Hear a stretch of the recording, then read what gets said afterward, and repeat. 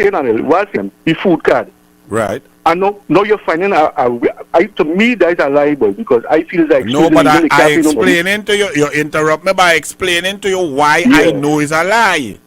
Yeah. Because budgeting for pensioners, you know how much people going to reach 65. So when your ministry is calculating in April, May, June to budget for the next year, for the budget September, you know that you have an existing number where there's $3.2 billion.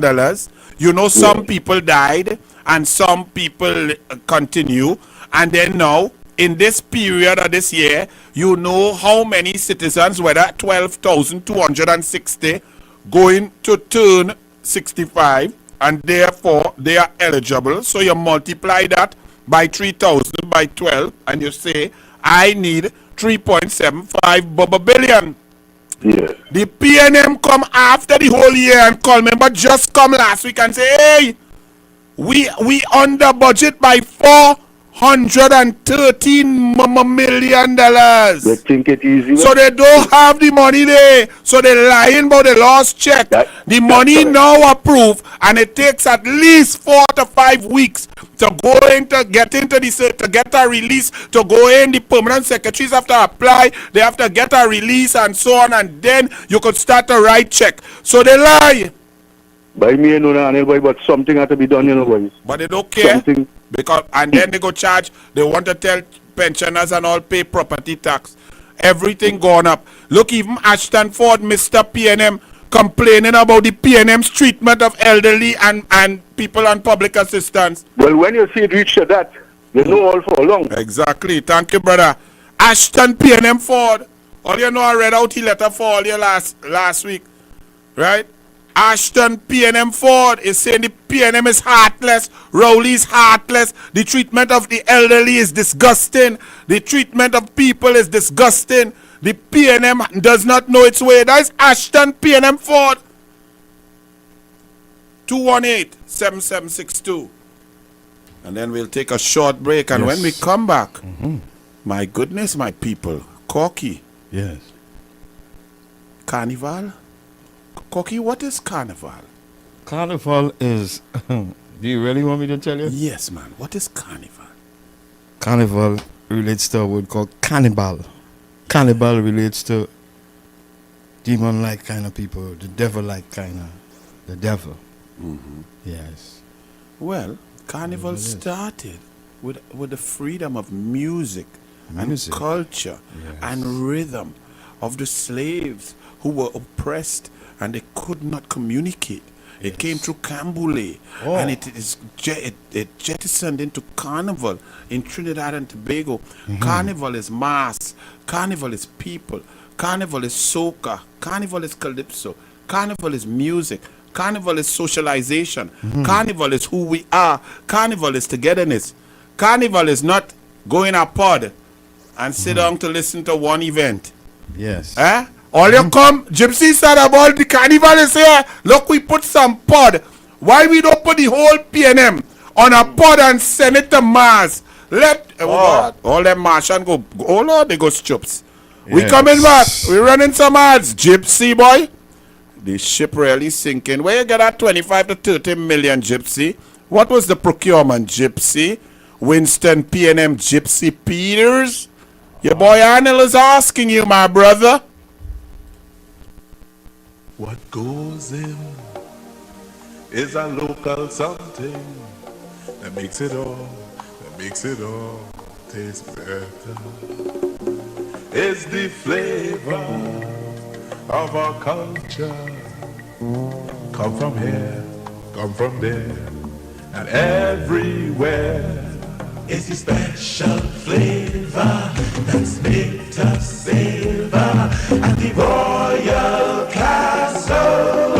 Welcome the Royal Castle. Royal Castle. Flavor to the bone. Royal Castle. Taste the very own. Royal Castle is the local something that makes it all taste better. Taste the unique flavor of our culture at Royal Castle. Come to the Waves Restaurant and Bar, Grafton Beach, Blackrock, Tobago. Great ambience, fantastic prices, all COVID protocols observed. Full premium bar available. Call Waves at 731-46...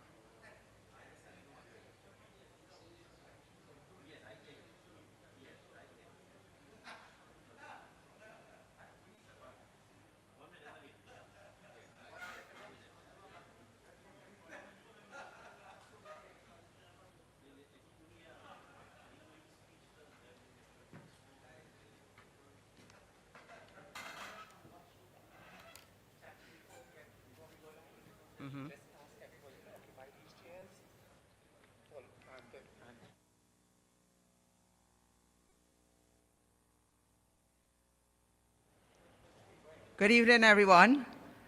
We would like you all to occupy the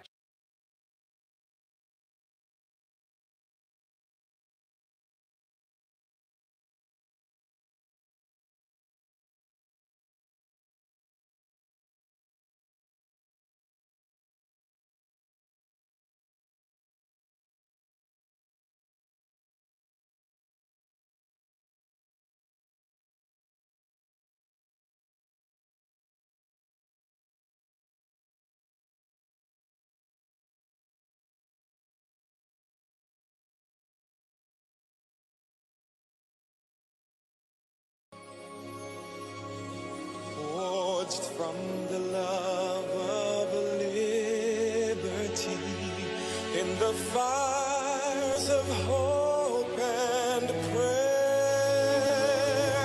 With boundless faith in our destiny, we solemnly declare, side by side we stand, islands of the blue Caribbean Sea. This our native land, we pledge our lives to be. Here every creed and race find an equal place, and may God bless our nation. Here every creed and race find an equal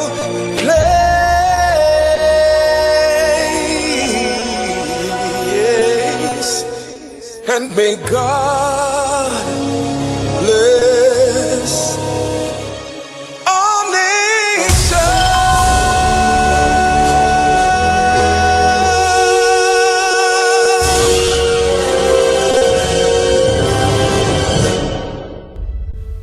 Almighty God, most beneficial and merciful, Creator of the universe and embodiment of divine wisdom and light, we come before you with thanksgiving and praise.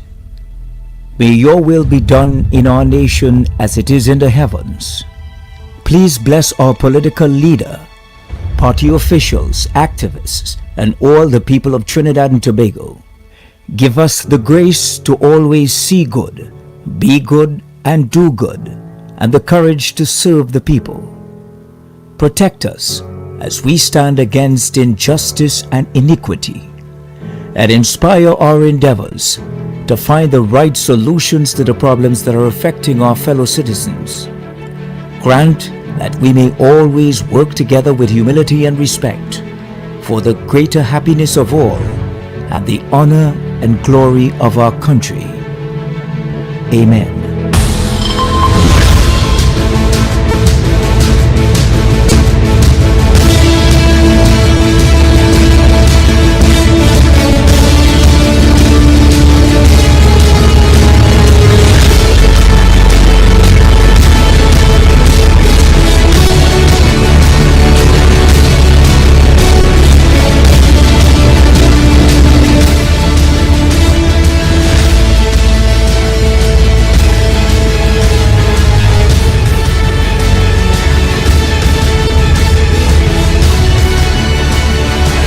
From the political capital, this is the United National Congress Virtual Report 2022.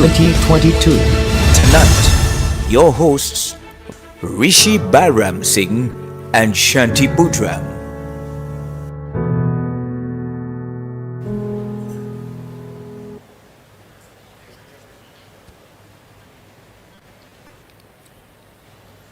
The Honorable Mrs. Kamla Persad-Bissessar, Senior Counsel, Member for Parliament for Superior, Political Leader of the United National Congress, Members of Parliament, Senators, Councillors, Members of the National Executive, my brothers and sisters joining us here and on the World Wide Web at our virtual report, welcome and good evening. I am Shanti Budram, Councillor for the Electoral District of Penal in the Penal-Debe Regional Corporation.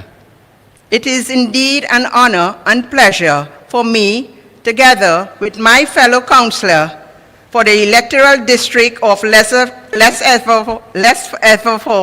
West Laramine, Rishi Balram Singh, from the San Fernando City Corporation, to host our UNC Virtual Report this evening. Our speakers this evening are men and women who have dedicated their lives to the service of the people of our beloved nation.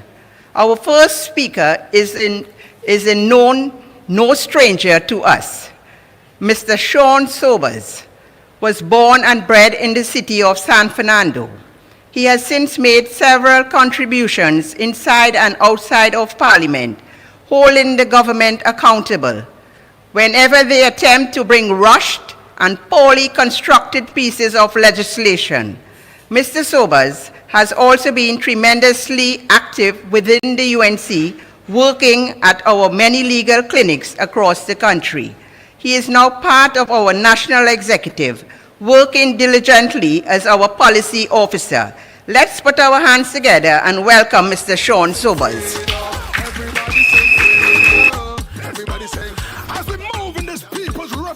My brothers and sisters, let's all walk together as one.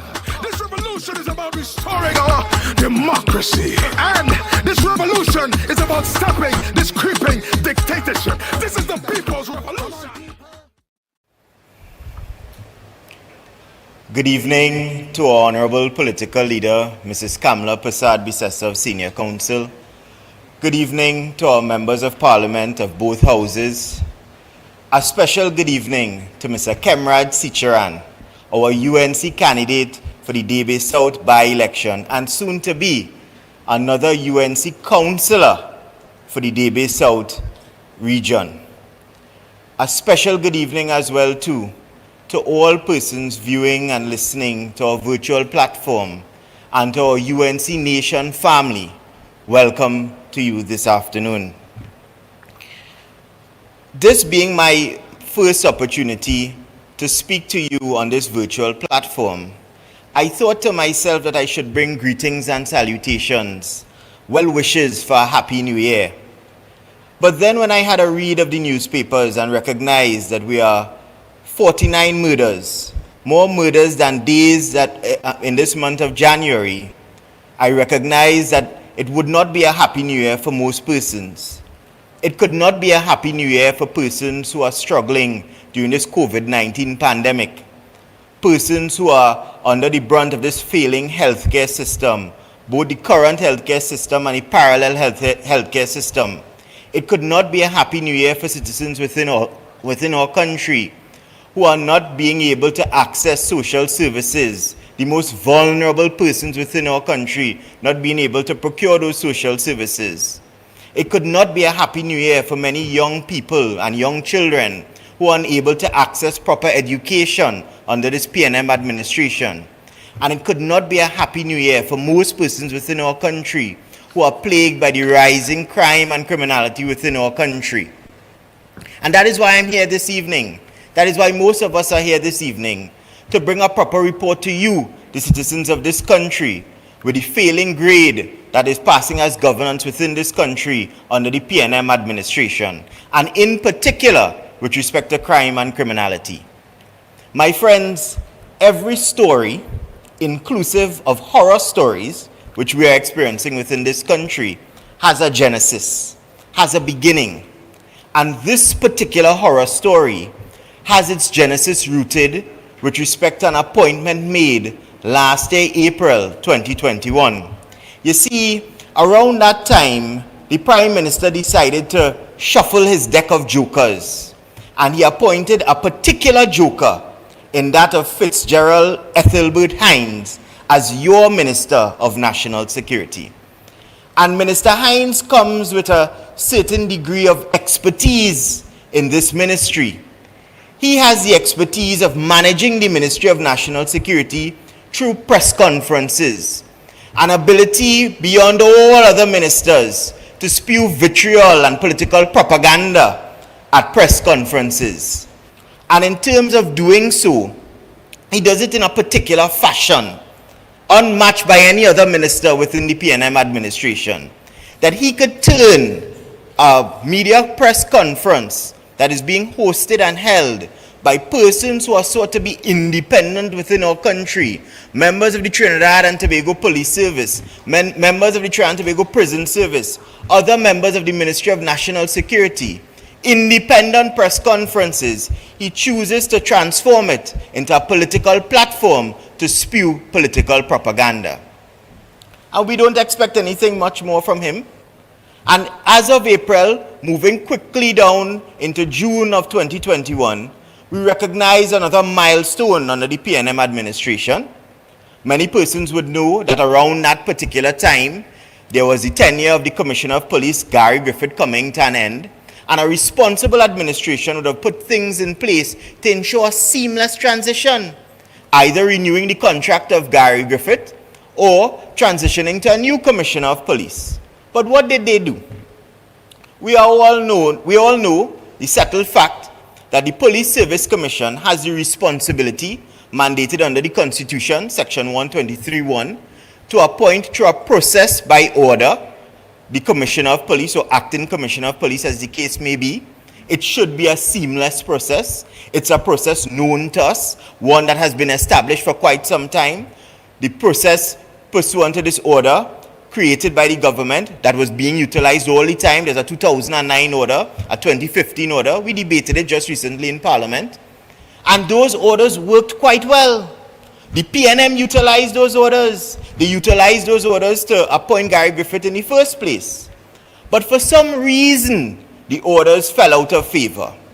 And the Attorney General at that point in time, Faris Alwari, decided that the order didn't work anymore. And he drafted a new order in 2021. And what was the result of that order? The order was drafted particularly to find favor for one person, what we in the legal profession like to call ad hominem legislation. Legislation specifically designed to favor one person instead of the masses. That is what was done. But that legislation did not find favor with the courts, because the court struck down the legislation and deemed it unconstitutional and ultra-virus. The legislation also didn't find favor with Farris's cabinet colleagues. And why should it? This is the same man who, by virtue of a tweet, indicated to you that he was busy New Year's Eve night drafting legislation, firework legislation, that also found stark condemnation from his cabinet colleagues. That found stark condemnation from many persons within society. So it was no surprise that his cabinet colleagues took issue and umbrage with that legislation, that order of 2021. And what happened? Thereafter, you had all of these political interferences and interaction with this constitutionally mandated organization, the Police Service Commission, that is charged with this significant responsibility. An organization that was supposed to be independent, free from political interference. But that wasn't the case. You had playing out for the first time in the history of this country, a chairman of this Police Service Commission carrying a document to President's house, being excited by some type of information, retracting a document, and then we were left with the first time in this history, no police commissioner. No police commissioner. No acting police commissioner, no one to pilot one of the most independent and important organizations within this country, responsible for peace and law and order within the Republic of Trinidad and Tobago. But that is governance under the PNM administration, that they will attempt to interfere with something as sacred as the Police Service Commission to effect their will and their way. To hell with the Constitution. What is that? A piece of paper. They don't pay any respect or mind to that. But we've grown accustomed to that. And as we continue to divulge and delve deeper into this slippery slope of crime and criminality under the PNM administration, we move quickly on to November of 2021. And around that time, my friends, cast your mind back. You'd remember that the prison service came out with a press conference and indicated to the public that they'd stumbled upon a plot by prisoners incarcerated behind prison walls, a hit list for prison officers. A hit list for prison officers in this country, little old sweet Trinidad and Tobago.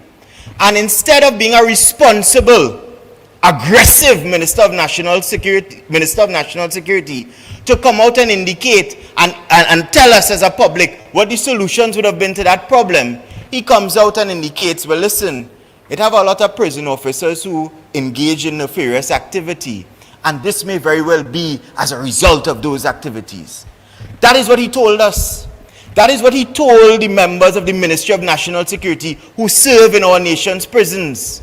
And while officers began to be slaughtered by the hands of members of those prisoners, he kept quiet. He kept quiet until that day in December of 2021. Many of us would remember that there are certain significant crimes that take place within our country that no matter how much prayers you can pray and that you can say, that will wash those crimes away.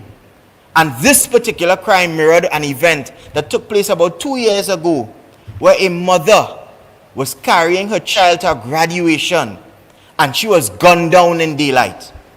And in this situation, a father carrying his daughter to a taxi stand was gunned down. He wasn't gunned down at 6 o'clock in the evening. He wasn't gunned down at 10 o'clock at night.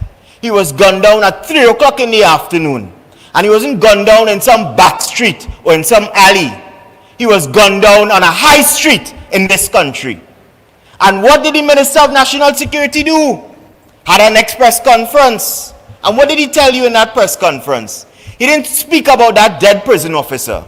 He didn't speak about the aggressive solutions that he was going to mandate to take place that very said day to capture those perpetrators who committed such an atrocious act. No, he came out to tell you about some firearm report from ULEP, the Organization of Law Enforcement Policy in the Ministry of National Security. And that is the level of stark disrespect meted out by that Minister of National Security, Fitzgerald Hines, and the PNM administration.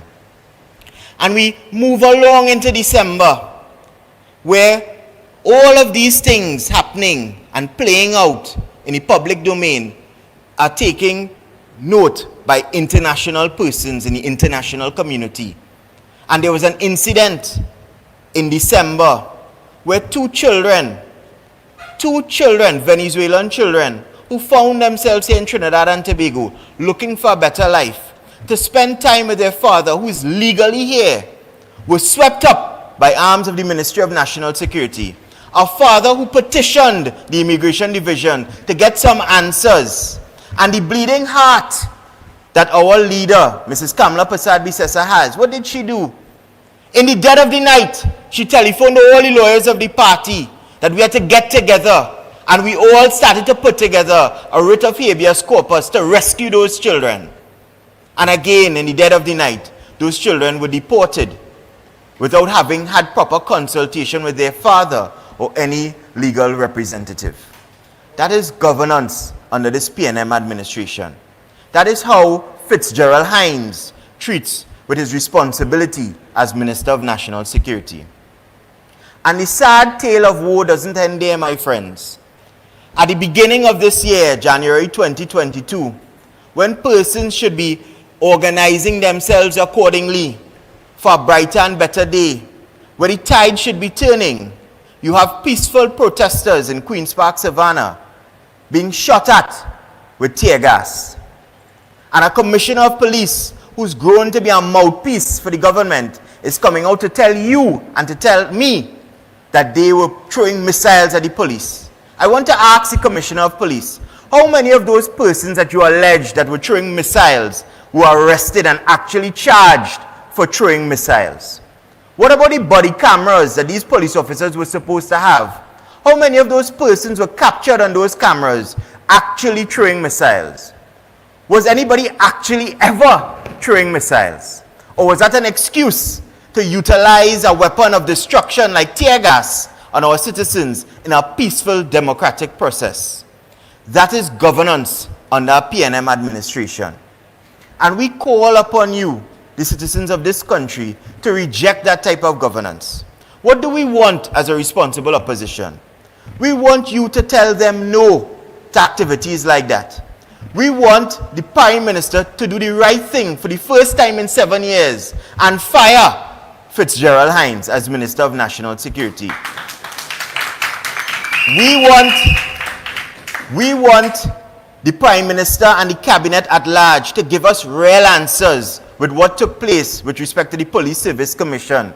We don't want any political interference in any organization, independent or otherwise, within this country. That is what we want as a responsible opposition.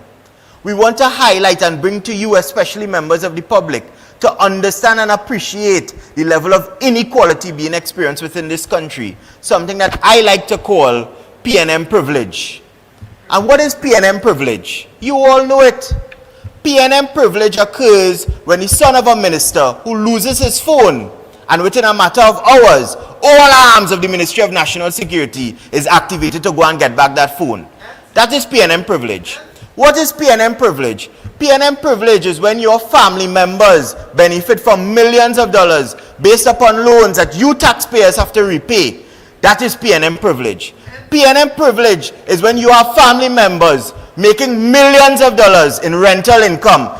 That is PNM privilege. And PNM privilege does not only extend to persons within the PNM. You would think that because you are a card-carrying member of the PNM or you vote PNM, you'll be PNM privilege as well. No, sir. That is not the case. Because you still have to line up and look for a job. And the same jobs that they promised to give you, they aren't safe anymore. Because PNM privilege didn't extend to WASA workers. It is not going to extend to TSTT workers. It is not going to extend to port workers. It wouldn't extend to T&Tech workers. And it definitely didn't extend to persons working at Petrotrin. So we call upon you to say no to PNM privilege as well. And when we call upon you at election time or any other time to say yes to the United National Congress, to say yes to our members of parliament fighting both inside the parliament and on the pavement and back again, to say yes to our political leader, Mrs. Kamla Persad-Bissessar, to say yes to transparency and democracy and good governance. And the only political party well poised to bring back good governance in Trinidad and Tobago is the United National Congress. Thank you very much, my friends.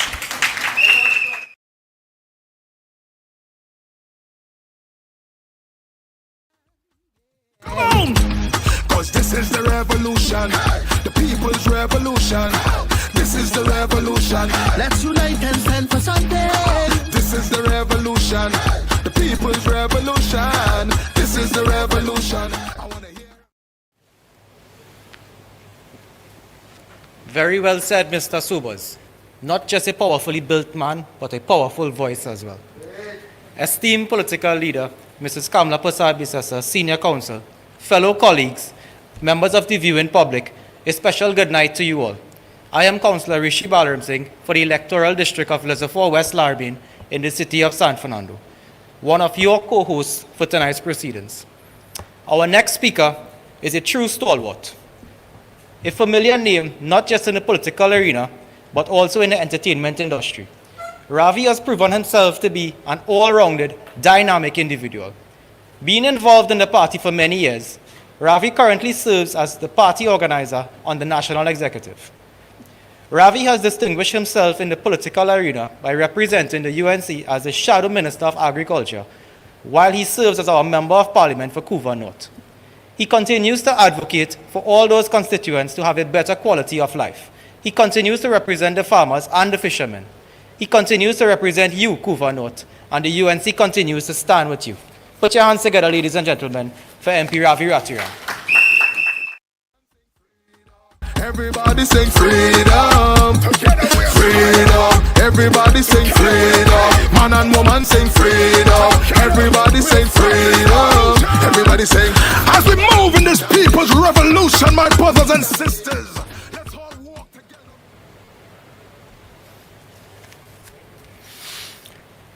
A pleasant good evening, brothers and sisters. Those of you joining us at our UNC Virtual Report from wherever you may be viewing or listening. A special good evening to my colleagues on the platform and our illustrious political leader and the best Prime Minister this country has ever seen, the Honorable Kamla Persad-Bissessar. Brothers and sisters, last week when we debated the Standing Finance Committee's report, the PNM tried to shut us down once again because they didn't want you to hear the truth. During those proceedings, brothers and sisters, we were told by the Minister of Finance, Colin Imbert, that under the Ministry of Agriculture, they saved over $12 million, and one of the area which contributed to these savings was through deferring the desilting of water courses and road repairs for fiscal 2021. So last year, when our villages and towns flooded out, in places that never experienced flooding, brothers and sisters, it was because our water courses were not being properly cleared by this PNM uncaring administration, even though there was fiscal allocation to do so. So when this PNM government tells you that they are rescheduling the desilting of water courses to next year, it does not instill any confidence that the job will get done. As a matter of fact, during that period in question, that is fiscal 2021, our farmers were severely affected by floods. I refer to a Trinidad Guardian article dated July 10th, 2020. Chicken farmers clean Barakpur water courses. And this article reads, chicken farmers at Oropucha South Road, Barakpur, are calling on the relevant authorities to clean the water courses after thousands of baby chickens drowned in floods over the past few years. In another article from Loop TT, dated September the 2nd, 2021, with heading 150 farmers in Plomitan affected by recent flooding, says ministry. Another Loop TT article of March 16, 2021, Ministry estimates $600,000 in claim to penal farmers after flooding. So at the end of the day, my brothers and sisters, there is a financial cost to our citizens when the Rowley PNM government take a decision to move a funding from the desilting of watercourses and spend it elsewhere to benefit their friends, families, and financiers. Tonight, I want to ask you, brothers and sisters, whichever part of the country you may live, to forward it to me via my Facebook page, Ravi Ratiram MP for Couva North, any pictures, videos, and addresses of watercourses to be cleaned in your area, and the UNC will be representing your issues by calling upon the government to identify the schedule of cleaning works for these watercourses and hold them to account, my brothers and sisters. We will hold them to account.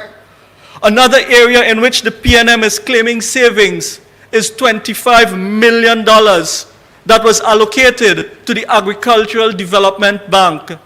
Tonight, I want to ask Prime Minister Keith Rowley, why is the PNM government gutting the ADB?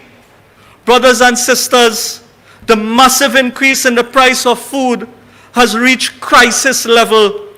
Poor and vulnerable farmers have been hit very hard, and families continue to suffer from increasing food prices, brothers and sisters. The spike in the cost of importing food has been a major cause of this price inflation. In this context, national food security has become of a vital importance to every government across the globe, except for the Rowley-led PNM government. Through the PNM government, what we see is complete neglect to the agriculture society. Though the PNM government has given out interest-free loans to companies owned by their friends, their families, and their financiers, they continue to neglect our farmers and our fishermen. Farmers have been left high and dry during this economical crippling time of this pandemic. In fact, the PNM government slashed expenditure at the ADB in 2021 by $25 million. This further proves that Keith Rowley cares very little about the agriculture industry, farmers, and consumers in our nation. When asked in the recent Parliamentary Standing Finance Committee why the ADB was being gutted in this manner, the Minister of Finance could not offer any meaningful explanation, brothers and sisters. He ludicrously and cold-heartedly suggested that farmers were perhaps either not requesting loans or did not meet the criteria to access COVID-19 relief funds. So while farmers cannot meet the criteria to access loans where they have to pay 3.5 to 5% interest, while this government continue to suck the blood and sweat out of our farmers, their friends and financiers, the business community continue to receive interest-free loan under IMBERT and this Rowley PNM. And that is how the PNM cares about our agriculture society, brothers and sisters. It should be noted that the sole purpose of the ADB is to provide financial assistance for farmers in the development of the agricultural sector. If the ADB is not fulfilling its mandate, it means there is a deliberate attempt by the PNM government to neglect our farmers and fisherfolk and prevent them from accessing development loans. This means less income for them and higher prices in the market and groceries for the rest of us. I therefore call upon the Minister of Finance and the Minister of Agriculture to do their jobs and serve the needs of the farmers and fisherfolk of our nation. Those in the agricultural sector need equitable access to interest-free loans and other COVID-19 relief measures given to other sectors. Again, I ask, where have the billions of dollars in COVID relief been spent, and on what? The government has a duty to assist our farmers. For the longer they are ignored, we can expect to see further increasing food prices, brothers and sisters. As we continue to talk about this Rowley-led PNM government, and what they consider savings, I want brothers and sisters, by now, the entire country to know what transpired at that segment of the Mosquito Creek, that highway to Point 14, segment 5A of the San Fernando to Point 14 highway, the collapse of the roadway at the Mosquito Creek. I remember when our political leader not too long ago was speaking about the poor road conditions our citizens have been facing across Trinidad and Tobago. Our leader described the PNM as the pothole national movement. You all remember that? Well, brothers and sisters, it seems that Rohan and Rowley have decided to take it one step further.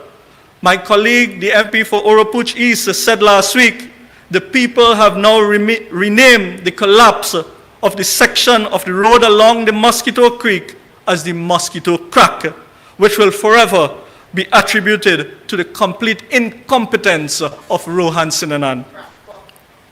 One of the things mentioned by Dr. Munilal at yesterday's press briefing, which is worth repeating, is that not 1 inch of any part of that Point 14 highway project that was built under the leadership of Mrs. Kamla Persad-Bissessar, under the People's Partnership government, has up to this date collapsed. Not 1 inch has collapsed, brothers and sisters.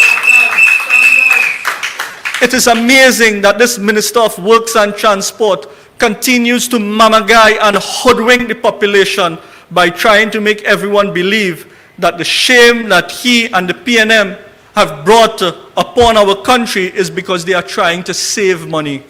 I refer to an article in the Newsday dated around June 2018, Local Contractors Save Government Dollars, where this article says, and I quote, government's decision to use local contractor for the continuation of the Solomon Ho-Choi Highway extension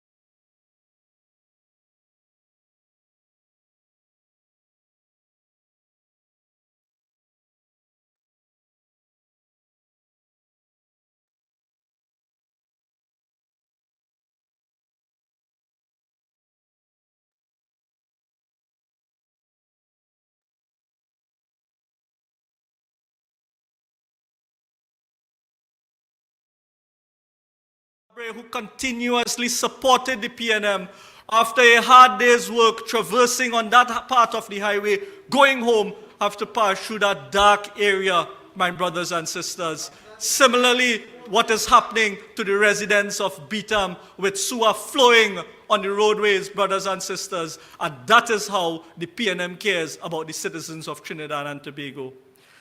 Since the days of Dr. Eric Williams, they have been talking about a Highway 2.14.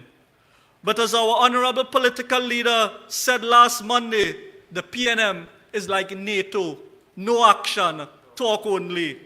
So even though the PNM has been in office for some 30 to 40 years, they never started a Highway 2.14.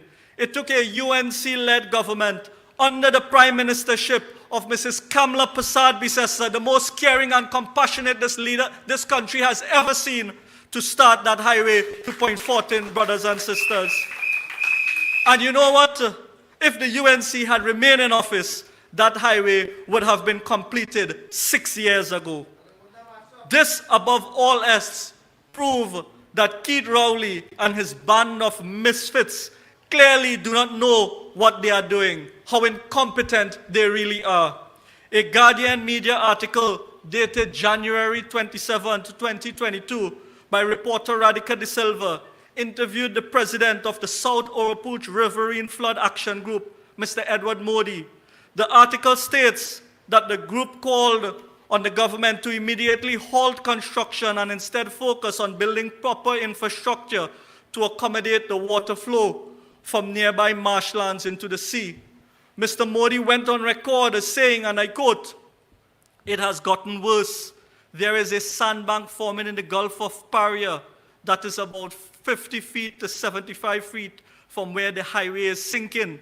The pressure of gravel is pushing under and coming out in the surface area. We measured the crack on the walls, and it is 30 feet longer than it was yesterday." Brothers and sisters, since September last year, the Newsday newspaper reported Mr. Edward Modi calling for works to be done at the Mosquito Creek River. He said that several points along the river are in dire need of desilting and widening. This is necessary for the free flow of salt and fresh water to preserve the mangroves ecosystem, which forms part of the engineering design that the CEC made reference to. But what we see happening is that this PNM has no regard for the law, no regard for the environment, and no regard for public safety, brothers and sisters. This is because the PNM has created a parallel legal system, as explained by Senator Jayanti Lakshmidiyal last week, which they operate by. You recall Faris playing arm wrestling while his friends surrounded him during a time where everyone is expected to maintain social distancing. You recall Rowley boasting recently on national television that he breached the public health ordinance by drinking a beer in public, while Rowley and his 1% friends eat, drink, and be merry playing golf and bouncing down people on the golf course. The rest of us suffer from flooding, from roads that are not fit to be called roads, from no water in our tap, broken sewer lines, high unemployment, and no food on our table, brothers and sisters. And for those who can afford, they continue to be affected by the high rising food prices under this uncaring PNM Rowley-led government. So brothers and sisters, at this time, we need to continue to be our brother's keeper, as we have been taught to do so by our honorable political leader, Mrs. Kamla Persad-Bissessar. Her mantra to serve the people, serve the people, serve the people has taught all of us in the UNC how to be caring and compassionate and to be our brothers and sisters' keeper. So my brothers and sisters, we will continue to fight for your rights, for your children's future, and for a better day for our country and tomorrow's society. And surely, as the night follows the day, the sun shall rise again. Long live our honorable political leader, Kamla Persad-Bissessar. Long live you, the beautiful people of Trinidad and Tobago. I thank you. Crying out for democracy. Now it's time to take a stand, yeah. Come on! Cause this is the revolution, the people's revolution. This is the revolution. Let's unite and stand for something. This is the revolution, the people's revolution. This is the revolution. I wanna hear everybody sing. Everybody sing freedom.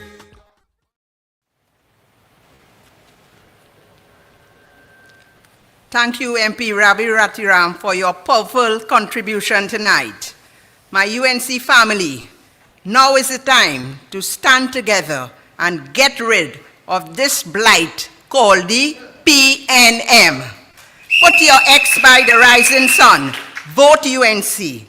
Vote for our young and energetic candidate, Mr. Kamla Persad-Bissessar, for Davis South. Send a message. Rowley must go.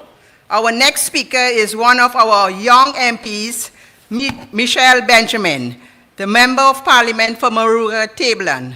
She is family-oriented and an active member of the Baptist community. Michelle is affiliated with a number of non-governmental organizations and youth groups. She holds a Bachelor of Science degree in Environmental and Natural Resource Management and Biology from the University of the West Indies. And she also holds people-centered representation close to her. MP Michelle led the charge of the People's Revolution demonstrations, which brought about the snap of a finger assessment of damaged roads. Maruga-Tablan, never forget, MP Michelle stands with you. The UNC stands with you. Let's welcome MP Michelle Benjamin. Democracy, and this revolution is about stopping this creeping dictatorship. This is the people's revolution. Come on, people. Come on, people. Come on, come on, come on, come on, come on, people. Good night, my UNC family.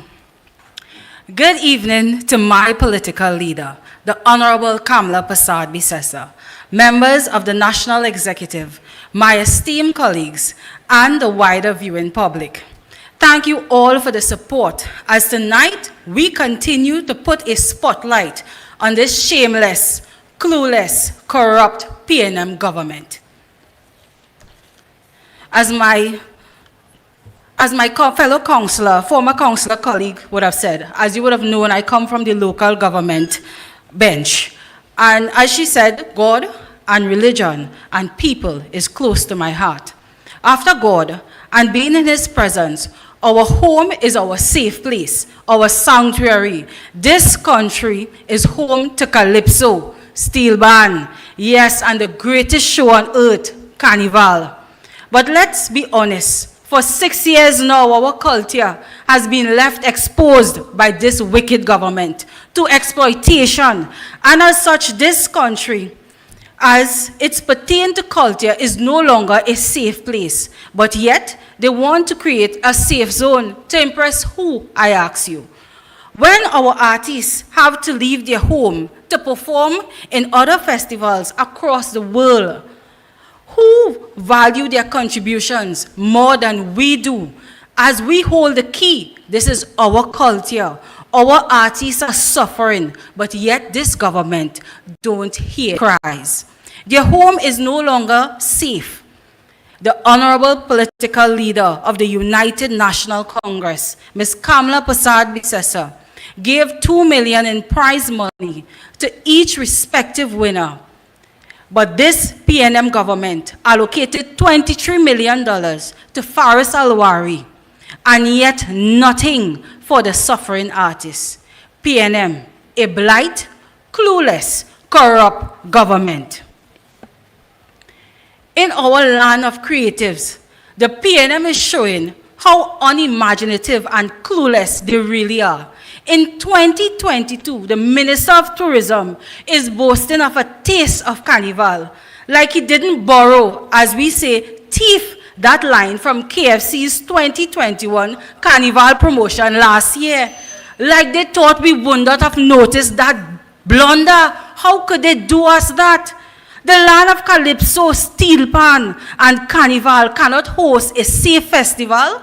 Whilst our artists perform in other festivals, they were prepared to go in Miami Carnival last year, October. And now they are preparing for Atlanta Carnival. They are not preparing for Carnival in Trinidad and Tobago. And we are the home to the greatest show on earth. Our artists are suffering and deserves to be treated with more respect as the most this government is not minded about the people suffering. This government is not people-oriented. This government is not culture-oriented. Meanwhile, citizens are shaking their heads in confusion, utter shock of the ill-thought-out plan of a safe zone carnival, which can only benefit a selected few. These Carnival 2022 plans have more cracks than the Mosquito Creek. The PNM government flip-flopped on Carnival from the very beginning, from Faris Alwari announcing murder of all carnivals, to the Prime Minister coming back and stating that he's not sure that there will be one. Then back again to him saying that there might be a safe zone version. To now this final NCC version leaves more questions than answers. Then of course now, we have, rightfully so, the Fed promoters expressing disinterest and disappointment in the PNM's approach. More crack, I tell you, than the Mosquito Creek. Which stakeholders did the ministry really consult with? Because the word from mass bands, wire benders, and artists is that it is already too late to host 2022 Carnival. 3 weeks is not enough. With the announcement being made on the 19th of January, the carnival industry is left with only 3 weeks. Viewers, 3 weeks to do the greatest show on earth. But the PNM thinks that is enough time. The PNM has continued to ignore the voices of our nation with their continued dictatorship style of government. The UNC's position is that we don't need this right now. Let us focus on our nation's safety, on the cry of the people. Yes, we know our culture is important, but we need to be safe. We need to listen to what our stakeholders are saying. We need to be their voices. Ladies and gentlemen, let's listen to what our stakeholders are really saying. Master wirebender Richard Lira from Belmont was quoted in the Express article on 28 January 2022, and I quote, 3 weeks is not enough time to build a costume. Ronnie McIntosh of Ronnie and Caro Mass Band said, in an interview with the Express, that I have no idea what they mean by Carnival is on. The mass is not a today for tomorrow thing. It consists of long-term planning. So there's nothing we could do at this time. Even in our sister isle, the head of the Tobago Business Chamber, Martin George, is of the opinion that government should forget about staging any kind of carnival activity for 2022, especially for Tobago, he says. It does not appear realistic or feasible. Clearly, the PNM is ignorant of these art forms, and so expect the entertainment industry to come running to half-baked ideas. This is disrespectful and foolish. Is this the objective of a taste of Carnival? To benefit everyone else, I mean Faris, except for those who really rely on Carnival as their livelihood? Apparently, it is easier for this government to approve party boats in the name of restaurants overnight on Boxing Day for Mr. Schoon, apparently the AG's best friend, than to invest energy and time and resources necessary to plan Carnival 2022. Ladies and gentlemen, the fact of the matter is that more time is needed to plan and execute a safe carnival, not just a taste to benefit the selected few. This is not a super deal from KFC. This is our culture, our lives, and our livelihoods. The PNM government, I say to you, the PNM government prefers to pay Faris Alwari $23 million.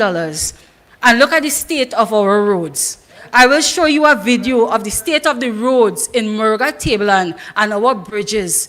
in lengua Indian walk. I tell you, if you see the state of our roads, after $178 million was awarded. We had to put on the board to pass, right? Minister to really see that. You understand? Watch when he enter, right? We did look.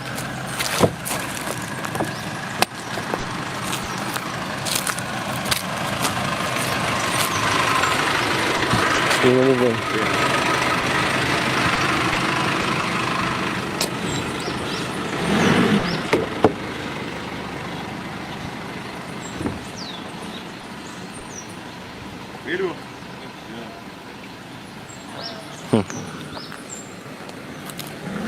Yeah, it's real terrible, boy. And we talking about the pieces going across, huh? Yeah.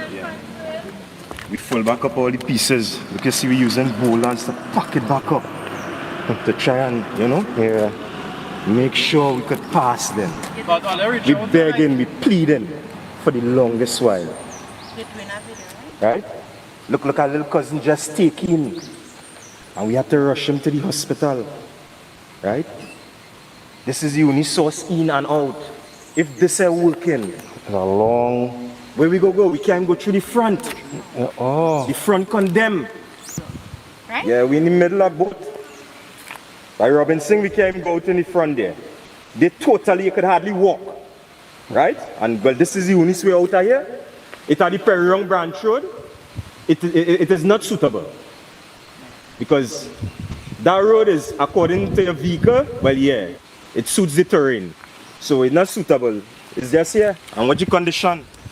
We as the residents were still trying to patch it up and do a thing so we could come out. As I say, my little cousin now taking, and we had to rush him, you know? What would have happened if this wasn't it, you know? What would have happened? The ambulance even coming. You know? What's the condition of it? It's over terrible, man. It's over terrible. The first thing they're saying is COVID. It's COVID. They can't do this. They can't do that. All kind of thing being done. What's this piece here, brother? What's this piece? I just drive a truck. Right? So I have to know how I come in with my truck. You dig? Watch here. Right? So this is the boards who are going. Right? Road to road. And the ones who are going across. Rotten out underneath that. So watch underneath that day. You understand? Gosh, man. And can't fix this. What you railing? Huh? It rotten off and fall off. The lucky the iron men them ain't going with it yet. We put it on the side. It's over disgusting, man. The people living in here. You know? Children. You know? You understand? And the claim say the children Nobody lives there. Come on. Enough time when the trees and all branches breaking off constantly, falling on the bridge. Thank God it have fallen on a vehicle. Gosh, man. Or you do something. Please.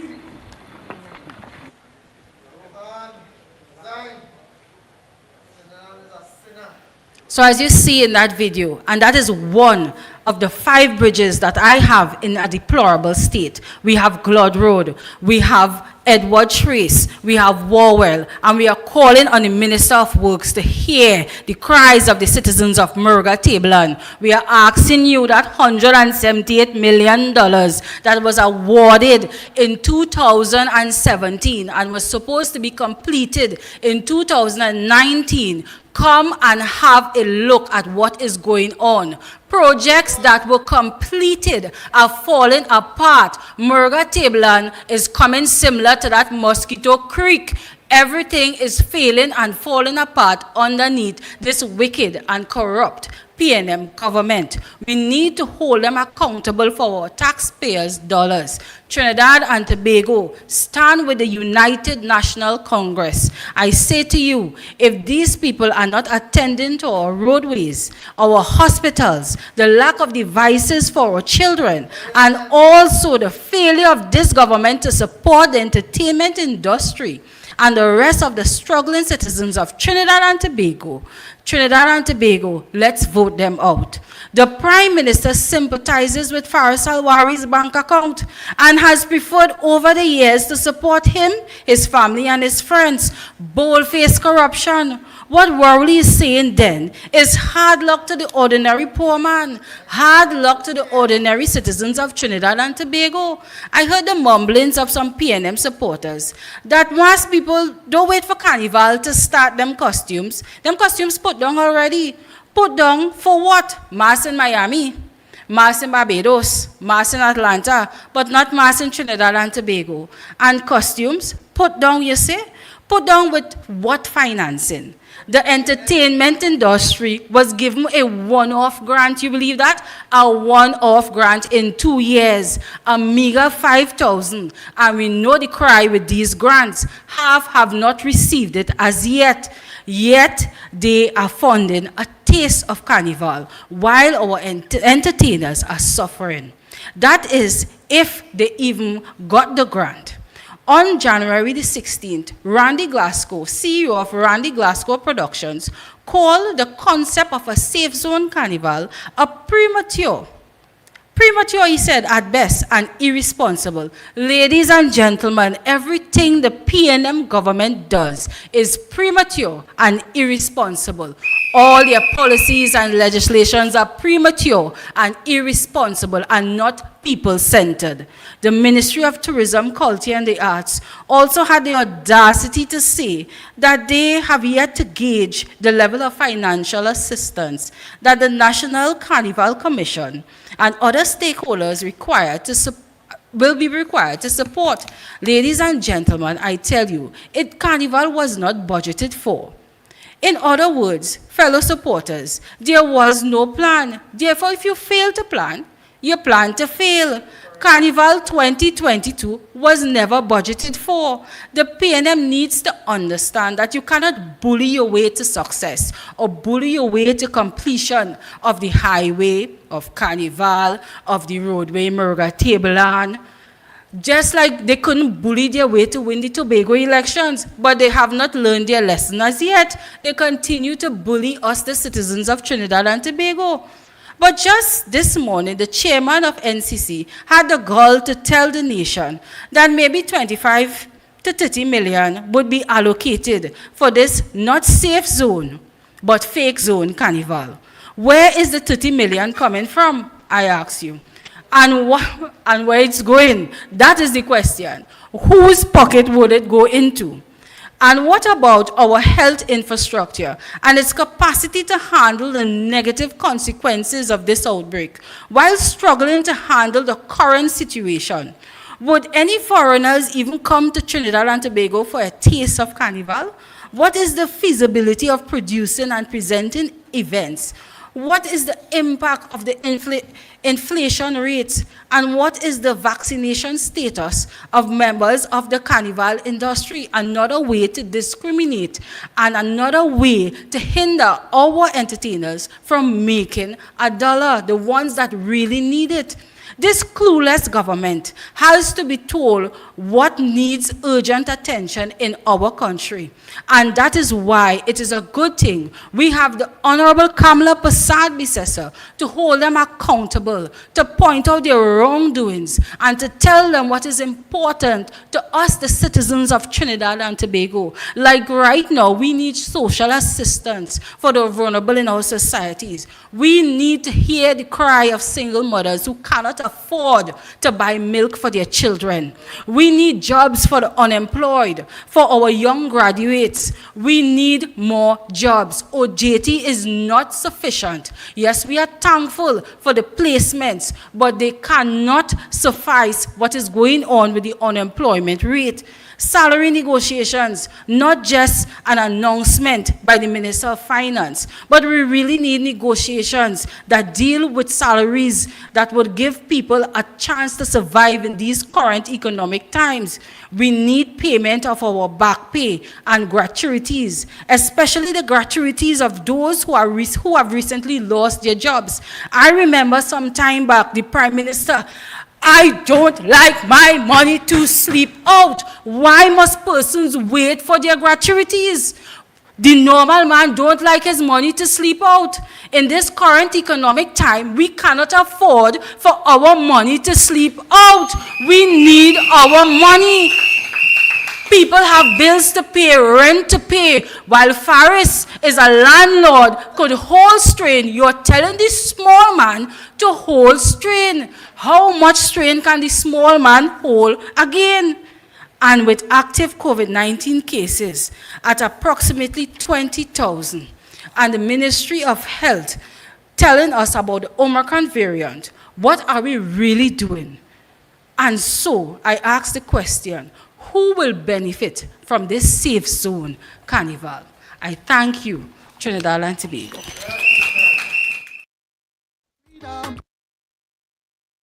Everybody crying out for democracy. Now it's time to take a stand, yeah. Come on! Cause this is the revolution, the people's revolution. Thank you, MP Benjamin, for that dynamic delivery as usual. My next task is a simple one, because our next speaker needs no introduction. A name that has grown to become a common one amongst the political arena today. Barry has been at the forefront of representing the interests of Princestown. Working in the political sphere since his student days, Barry brings a mix of youth and experience to the parliament. Serving as the member for Princestown since 2015, Barry has contributed on numerous pieces of legislation and debated several motions. He continues to work with the members of council at the Princestown Regional Corporation to advocate for the delivery of goods and services to the people of Princestown. He represents with fire and conviction. MP Barry stands with Princestown and the UNC stands with you. Ladies and gentlemen, put your hands together for MP Barry Padarath. Come on, people! Come on, come on, come on, come on! The people's revolution. Everybody saying, as we move in this people's revolution, my brothers and sisters, let's all walk together as one. Political leader of the United National Congress, the Honorable Kamla Persad-Bissessar, parliamentary colleagues, brothers and sisters of the United National Congress, Trinidad and Tobago. On January 24th, 2022, we as a party recognize the 12th anniversary of the Honorable Kamla Persad-Bissessar as our political leader. Over the course of those 12 years of service, we provided this country with the best Prime Minister and the first woman to become Prime Minister of our country. We saw the construction and unprecedented development of schools, hospitals, bridges, highways, roads, and much, much more. Lest we forget, it was her leadership that birthed the Children's Life Fund, the Laptop Initiative, and the world ranking of the best place for a girl child to be born by the World Economic Forum. It was under Kamla Persad-Bissessar's prime ministership that our economy flourished, with foreign direct investment peaking at $48 billion in 2014. Apart from her sterling contribution as Prime Minister, tonight I want to ask, would this country have been aware of the $1 billion fake oil scandal had opposition leader Kamla Persad-Bissessar not exposed it? Would this country have known that a high-ranking government official intercepted the top cop order of merit list surreptitiously from the clutches of the president? Would we have known as a country, if it was not for Kamla Persad-Bissessar, that Delcy Rodriguez came into this country with officials of PDVSA on a sanctioned aircraft? There is so much to ask tonight. But tonight, I want to deal frankly and brutally with another matter that Kamla Persad-Bissessar exposed in 2018 in the Parliament of Trinidad and Tobago. Please play the video. Opposition leader Kamla Persad-Bissessar has accused the government of being secretive regarding the share agreement for the purchase by TSTT of 100% shares of Massey Communications for $255 million. Mrs. Persad-Bissessar was speaking in the House of Representatives today during the debate. Shirley Lewis has more. Last week, majority state-owned company TSTT announced a share purchase agreement with the value of the impending sale and $255 million TT dollars. This the opposition leader is calling deceptive, saying the Prime Minister and the Line Minister knew about the SPA all along. And in this very parliament, we cannot get one minister saying the same thing as the other. It is as though the Honourable Minister of Finance, it is as though that no one has any confidence in the Honourable Minister, when as corporation soul he could tell this country that he knew nothing about the massive transfer scale. Nothing. And the Line Minister in this House, I have the Hansard, tells this Parliament not once, not twice, but more than 3 times the Cabinet did not know about that. Mrs. Persad-Bissessar believes that there was no transparency in this merger and is calling on the government to come clean with the facts. So do I believe the Honourable Minister of Finance? Do I believe the Honourable Minister for Public Utilities, the Line Minister? I think the Minister for Port of Spain, North and Ands West, the Minister in the Ministry of the Office of the Prime Minister, because all the reports coming through in the last week or two from these ministers, the Cabinet knew nothing. Why do I raise this? I raise this in the context of good, honest, equitable, transparent government. On Tuesday, the unions representing workers at TSTT, which we are on the eve of today being Monday, have been summoned to a meeting at 9 a.m. All unions have been invited to what we know is not a consultation on the restructuring of TSTT, but the death announcement of over 700 workers from the organization. TSTT currently has a complement of 1,000 workers. When Kamla Persad-Bissessar left as Prime Minister, TSTT had a complement of over 3,000 workers.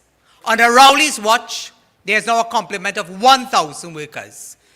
With the much anticipated announcements coming, not consultation, announcements coming to the unions tomorrow, it is anticipated that over 700 workers will go home, all, in an effort to privatize TSTT and further sell out to friends and financiers of the PNM. In 2018, when government bought Massey Communication for over $279 million, government remained silent, and you saw political leaders standing her ground in the parliament, questioning the Prime Minister, questioning the Minister of Finance as it relates to the acquisition of Massey Communications at a tune of $279 million under secret circumstances. Confusion between ministers. No one knew about this acquisition, we were told. Our leader has been telling us what is in the dark will come to the light. With the impending retrenchment of workers come Tuesday, I have several questions I want to ask this evening. You see, some documents have found its way into my mailbox. And the very first question that I want to ask was whether TSTT breached their contract with Amplia prior to the buying out of Massey Communications with a company called Fujitsu. Second question, was a storm in a teacup situation created for now CEO Lisa Agard of TSTT, who was then a director at Massey Communication, to threaten legal action against TSTT? Documents in my mailbox suggest, and it might very well reveal, the circumstances and the reasons why Massey Communication was bought by the government so secretively, as asked by our political leaders since 2018 in the Parliament of Trinidad and Tobago. Based on these documents, I want to ask whether TSTT, prior to the purchase of Massey Communications, had a contract with Amplia for a program called Oracle. Was TSTT's hand forced to purchase Massey Communications, who had less than 5,000 customers, no profits registered, and is currently, at that time, on its deathbed to avoid litigation. Fifth question, are the same players involved in this matter now at senior management levels at TSTT to demonize TSTT employees? Is this an effort to drive TSTT into the ground and transfer assets to Amplia? Was this the perfect storm where government created a situation, took a hands-off approach, and pushed agents of the PNM to do their bidding? This is the same playbook as Petrotrin. Brothers and sisters, when Petrotrin was closed down and Heritage was opened up, now we are seeing where efforts are being made for TSTT to be closed down and transfer everything to Amplia. Is this the real reason why 4 directors up to January 18th resigned from the board? Is this why Emily Elias resigned as chairman of TSTT? Those were the questions that were asked in the parliament since 2018 by Kamla Persad-Bissessar. Today, as Mrs. Persad-Bissessar tells us, what is in the dark will come to the light. Brothers and sisters, on the eve of the major announcements by TSTT, I want to deal with another matter that has TSTT in the situation that it is facing today. I refer to an article, Thursday, January 17, 2019, headline, 500 million TSTT deal gone sour, 40,300 phones idle in Miami warehouse. Brothers and sisters, this deal, this sour deal, as indicated by Renuka Singh on January 17, 2019. The article says this: this is the second contract queried in the internal audit, which Guardian Media received a copy, along with a tick file of other documents from a whistleblower seeking to expose alleged financial mismanagement at the company. $500 million. Faris Al-Rari, come Friday when you bring that whistleblower legislation to the parliament, you must tell us, when Kamla Persad-Bissessar called you out in 2018, why is whistleblower legislation for $500 million now coming to the parliament? I further want to ask, in this article it said, Guardian Media learned that part of the agreement was the supply of 56,300 mobile phones valued at US $84.1 million. That's US, not TT. However, the absence of a formal agreement left CT Miami holding some 40,300 phones valued at $29 million US for TSTT. Tonight I want to ask, because if government cannot say, the documents that have found its way to the opposition will find its way to the authorities. Who is blocking the whistleblowing for who? Which government official is in the middle of this matter? Which government official met with executives in Miami to broker this deal? Whistleblower legislation. Come Friday in the parliament, we will have some issues to deal with frontally. The assets of TSTT will come into play tomorrow when the unions are addressed by management. This is no mama guy of consultation. They are being called in, summoned to be told what will be their fate, what will be their future, all going. Brothers and sisters, I have some documents that I want to share with you. So, like Petrotrin, the attempt to demonize the workers at TSTT will come into play tomorrow and over the course of the next few weeks. But we must understand, like Petrotrin registered a profit in 2014. Up to the time Kamla Persad-Bissessar left as Prime Minister, Petrotrin was making a profit on the books. Post Prime Minister Kamla Persad-Bissessar, what did we see? We saw year after year after year, Petrotrin going down and down and down until they were in the red. The same playbook is happening at WASA, which I will deal with on another occasion. You see, that WASA subcommittee report will find its way very soon in the public domain. But that entire situation at WASA was created to deal with a fellow called Watson Duke. But instead of dealing with Watson Duke dealt with the PNM. But let us get back on track. TSTT. How did TSTT arrive at the situation it's in, and on the eve of over 700 workers to go home? How did they arrive at that situation?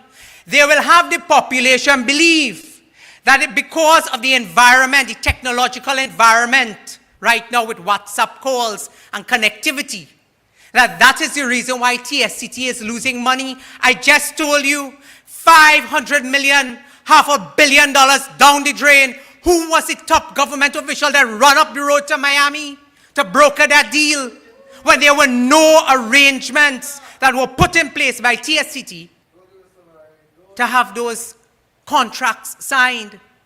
Faris Al-Rawi come on Friday. That information that was provided by the whistleblower, I hope you can tell that to Trinidad and Tobago, how you intend on getting back that $500 million under your watch as Attorney General, under the watch of Prime Minister Keith Rowley, who today throws up their hand in the air and says, just like in 2018 when Mrs. Persad-Bissessar asked, they said government had no knowledge of this. Today we are saying to you that we have the information and you can run, but you cannot hide. The other matter that we will deal with tonight has to do with the assets of TSTT. I have a few photographs that I want to share because one of these properties reside a stone's throw away from my constituency office. Property 1, Property 2, Property 3, Property 4, Property 5, Lavantil Work Center, Sapero Street Work Center, Porter Spain Work Center, property in Matilda, property in San Fernando. All owned by TSTT. The assets of the people of Trinidad and Tobago. These are not the assets of any private organization. The patrimony of Trinidad and Tobago, the citizens of Trinidad and Tobago, lies in the ownership of TSTT. Brothers and sisters, these 5 properties have been vacant. They are for warehouse usage, they are for specialized usage. And I share those properties with you because another document has found itself in my mailbox. And this property has to do with a sole select. And sole select means that the management of TSTT and government will have us believe that what is happening at TSTT they have no knowledge of since 2018 and even before. But as I've said to you time and time again, the cabinet of Trinidad and Tobago, headed by the Prime Minister, the line minister for TSTT is the Minister of Public Utilities, Marvin Gonzalez. They dictate to state enterprises and state companies when major decisions in terms of acquisitions, in terms of rentals, etc., to be made. They are the ones who determine what is government policy. Well, the Prime Minister told us that the rich will get richer. While these 5 properties across Trinidad and Tobago remain vacant, the properties that are owned by the people of Trinidad and Tobago, the rich is getting richer based on these documents in this file. You see, there's a property in Dabadi that government, through TSTT, has signed a contract for. They have spent $8.6 million to outfit only to outfit.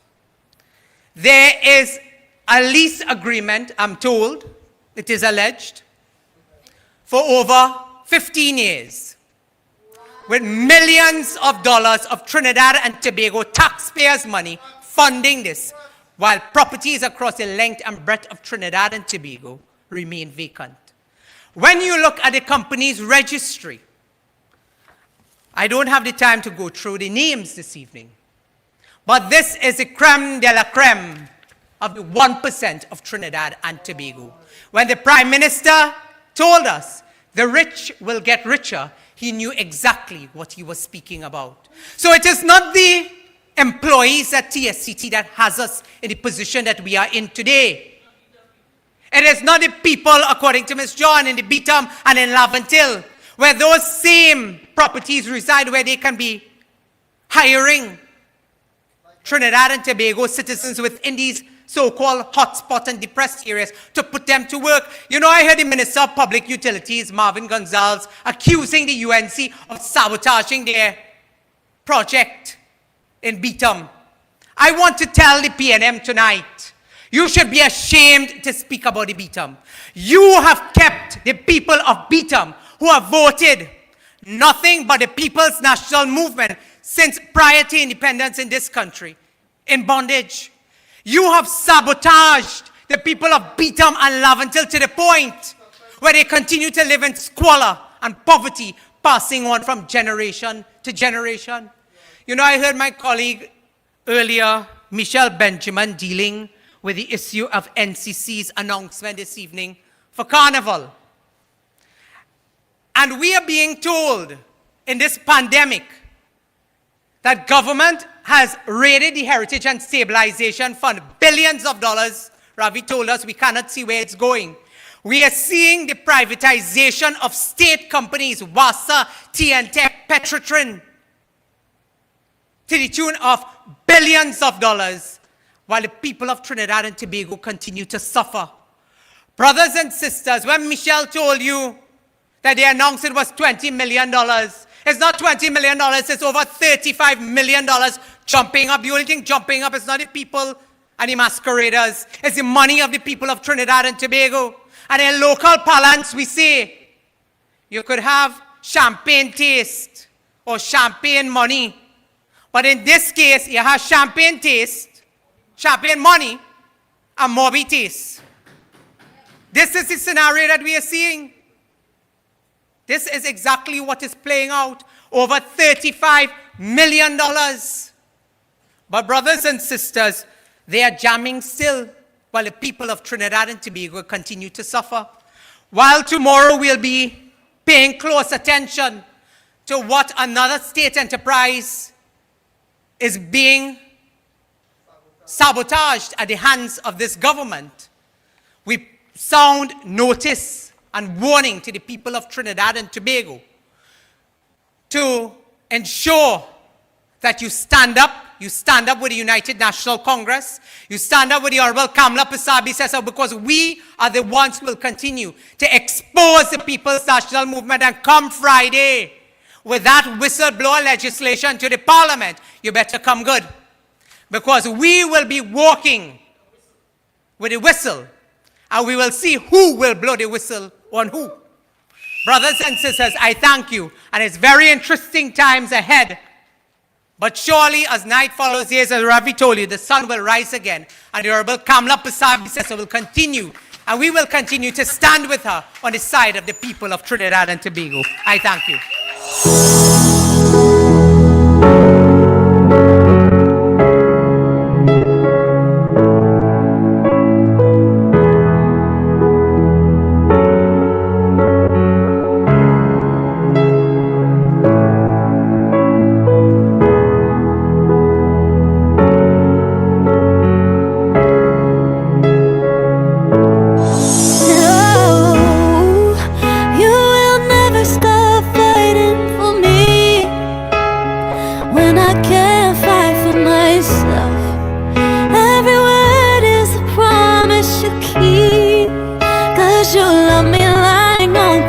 Right now, from the leadership of the United National Congress, the first woman Prime Minister, the first woman Attorney General, the first woman to lead a parliamentary political party, the first woman opposition leader, let's welcome Kamla Persad-Bissessar, Senior Counsel. Never stop fighting for me.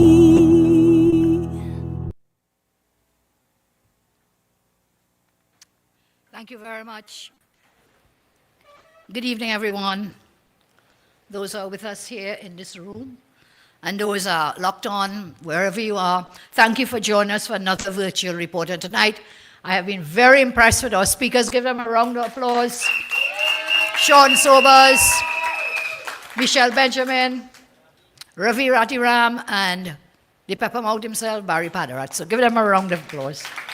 And let us also thank our councillors who have been hosting these proceedings.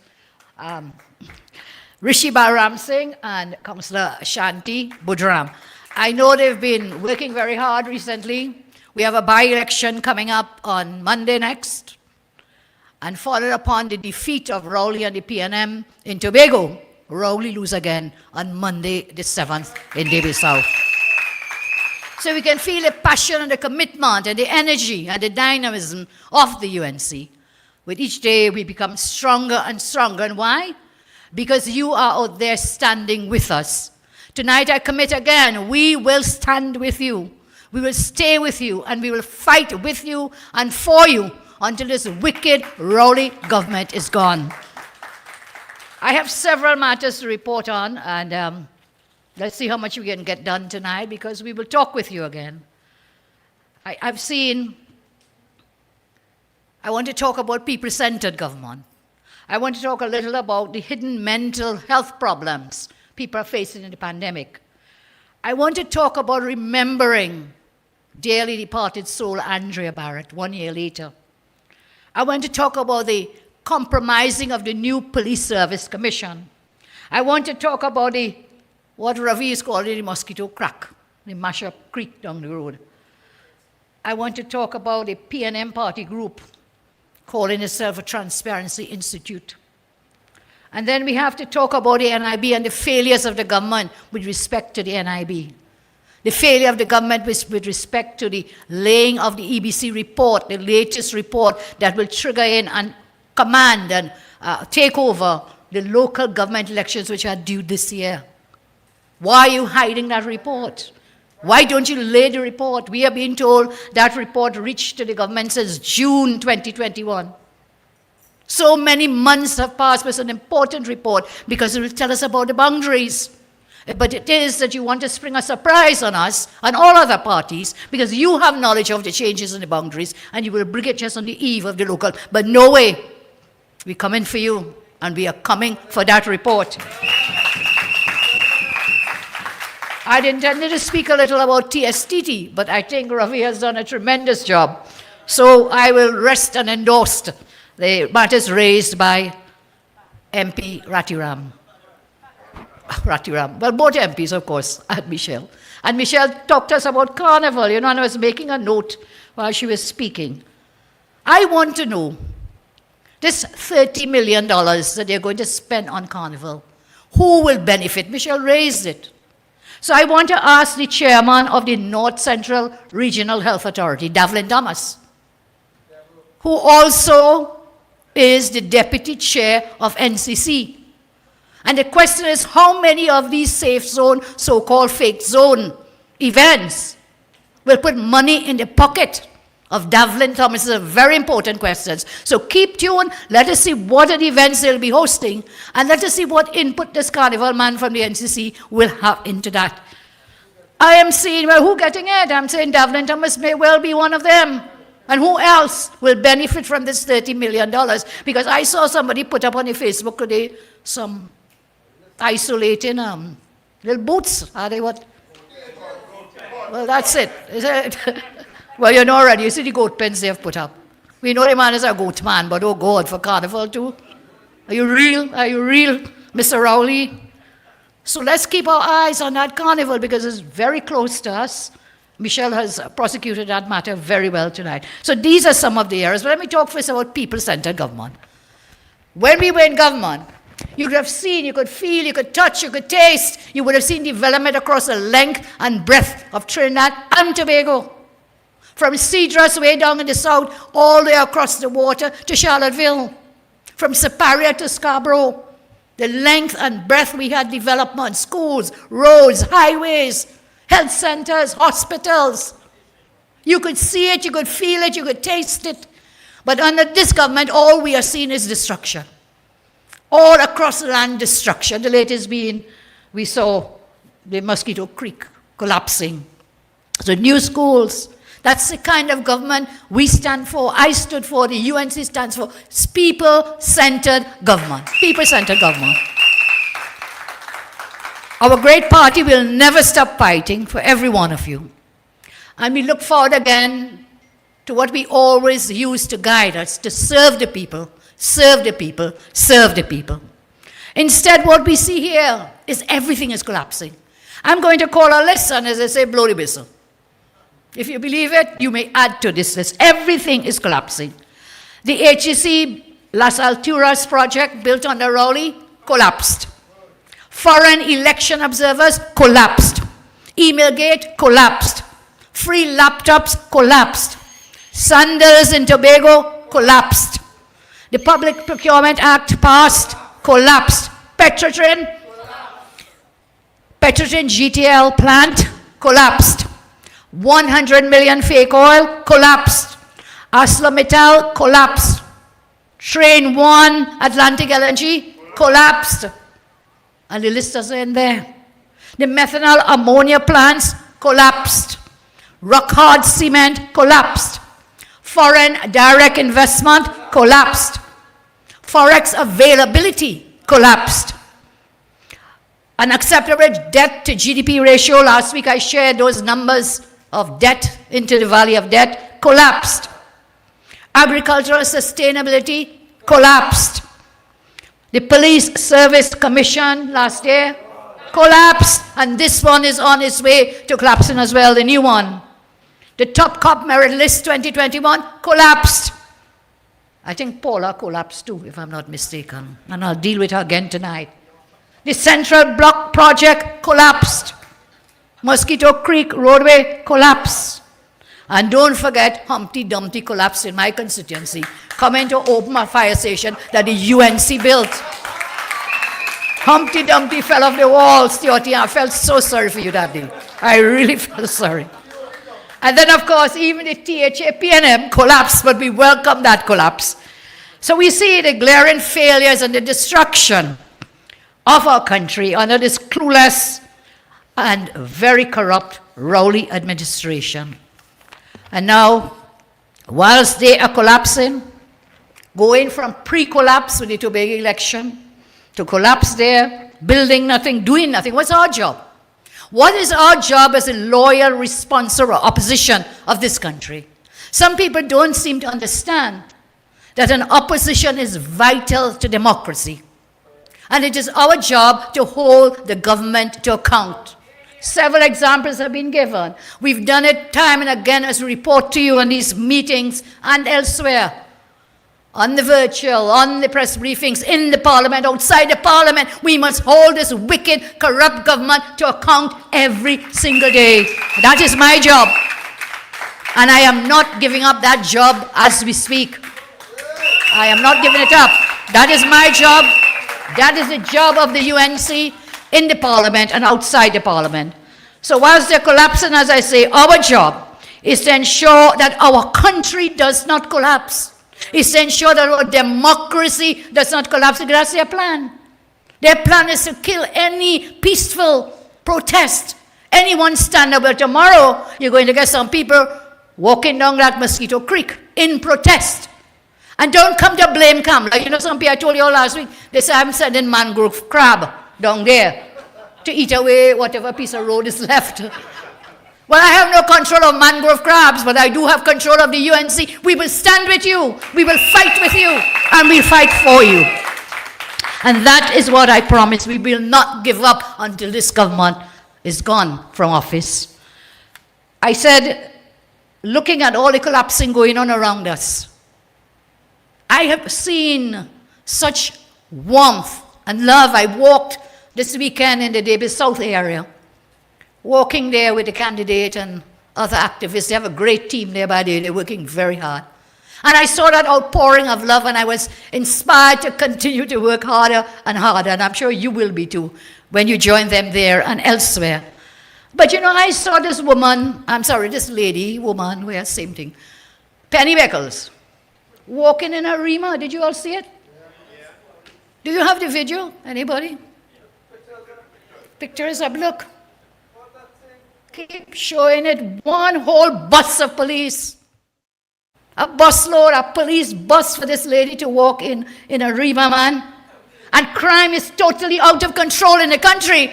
But you want to walk behind Penny with a busload of police? You want to put police, I'm told, on the creek, you put up line of police looking for the mangrove crab that the UNC sent in. When you have bandits in this country, at length across the land, that is what is happening. How do you deploy the police? You know, I feel sorry for Jacob. I know some people want to blame Jacob. But man, if you had a boss, your line minister is Fitzy. I feel sorry for you. That is real stress. That is total stress, Mr. Jacob. I feel sorry for you. So while crime is out of control, you're putting police down on the creek. A whole line, I saw the pictures. You have a whole police bus following this MP. And by the way, Minister Stewart, do you still have anything to do with the blue lights that you drive around with? You are no longer Minister of National Security. Why you have police blue lights following you everywhere you go in? I don't want to know where you're going. I think a lot of people know where, but I don't want to know. But you should not be having police blue lights following you everywhere. We have enough crime in the country. Deploy the police to do the police job, to protect and serve. Protect and serve. Why? Why are you special out of all the ministers? Why are you a special one that you must have blue lights and police following you everywhere you go? And so before I go into other issues, let's talk a little about this hidden aspect of the pandemic. It is real. The PNM's deadly mismanagement. That is a toll that is taking place on the mental health of our young ones, our children, students, and the not so young ones. My heart goes out to all these families. All those who are dealing with the mental toll that these difficult times have placed upon us. Seeing death all around, not being able to grieve properly, and remember that stopped you from some parts of the communities from being able to do their proper religious rituals, to perform those rituals, the cremations and so on, that are necessary to help bring closure. Not being able to have proper human contact for so long, even though so much of the world elsewhere is opening up. That mental toll taking place here. And then they're like, they go from left to right. It's VAPs and VUPs that they operate on. One day they're doing X, the next day they're doing Y. The next day they're going back to P and Q. They're never on a straight line. They're not consistent in their policies, in their programs for the betterment of Trinidad and Tobago. It's one step forward, one back. And then it's left foot, right foot, Baliche juice everywhere. So here we are. Without that human touch, minds can go into darkness. We need to remember there are many of our neighbors, many of our friends who are all fighting personal battles we know nothing about. Being closed up without proper human interaction only makes it worse. Please remember, I ask you to show compassion and kindness to everyone around you in these very trying times. And I want to give you a commitment that the UNC government will take all the steps necessary to help those who are in mental distress. What is this government doing about those people? They are doing nothing and causing it too, because, as I said, flip-flop on their policies. There's people struggling to pay bills, people struggling to find work, people struggling to feed families. And you spending $30 million to put money in whose pocket for a fake zone carnival? I take great umbrage. I know we are proud of our carnival. I don't care what anybody says, I'm very proud. That is one of the greatest shows on earth, as Michelle has been telling us. You're spending the $30 million, but where's that money going? Today, someone from my constituency called to tell us they run a small business, and half of their employees, they had to shut down. Half got the salary grant, and the other half did not get. I wonder why is that? What criteria was used to discriminate against persons? And they asked me to raise it, I will raise it, and put it pen to paper legally to see how we can help them. So you have all this stress out there. And there's a taboo of discussing mental health, isn't that true? People don't like to talk about it, you hide it in the dark. We have to find a way in this epidemic of mental illness and pandemic mental distress. I'm sure many of you listening now may be feeling these strains. We cannot bury our heads in the sand. We must help each other. And again, I say, when, not if, when the UNC forms the next government, we'll make dealing with mental health issues a component of pandemic recovery. Rowley, if you care, call it now. You can do it now. You can do it now. As I always say, the economy is not just about numbers on a pie chart. The economy is about people. We cannot improve the health of our economy without improving the health of our people. They are one and the same. The guiding principles, of the UNC is and forever will be putting people first. Putting people first. Not the dollars. Not the $23 million. Not the 8 million Barry spoke about. Not all those millions. It's not about that. It's not a number. It's about people. I turn now to remarking upon and remembering Andrea Barrett, late Andrea Barrett, 1 year later. You all remember that time? It was around the same time where Marsha Riley, remember her too? So many of our young women being struck down and murdered in the most brutal way. And then you have this crocodile tears man, Faris, crying somewhere in some vigil somewhere, promising pepper spray. Today I ask you, Faris, where is the pepper spray legislation implementation? You went up and down the country, you give the woman but you see, you don't care because your children have high-powered rifles. You have police blue lights driving around you. Privileged, as Sean told us. Privileged PNM. And what about the rest of the country? That is a kind of, should I be saying it's a 71 that we talk about, huh? So when the Andrea Barrett issue was really gripping the nation in grief, yes, Faris jumped on the bandwagon, crocodile tears, mama guy, and all those things. That is the kind of pattern about the PNM. Because they're allowed to get away with all kinds of corruption, all kinds of misdeeds, all sorts of costly mistakes and errors without having to pay for it. They just have to hold out for a 7-day wonder, a 9-day wonder, and they believe they can get away with it. But we are not going to let them get away with that anymore. We will not.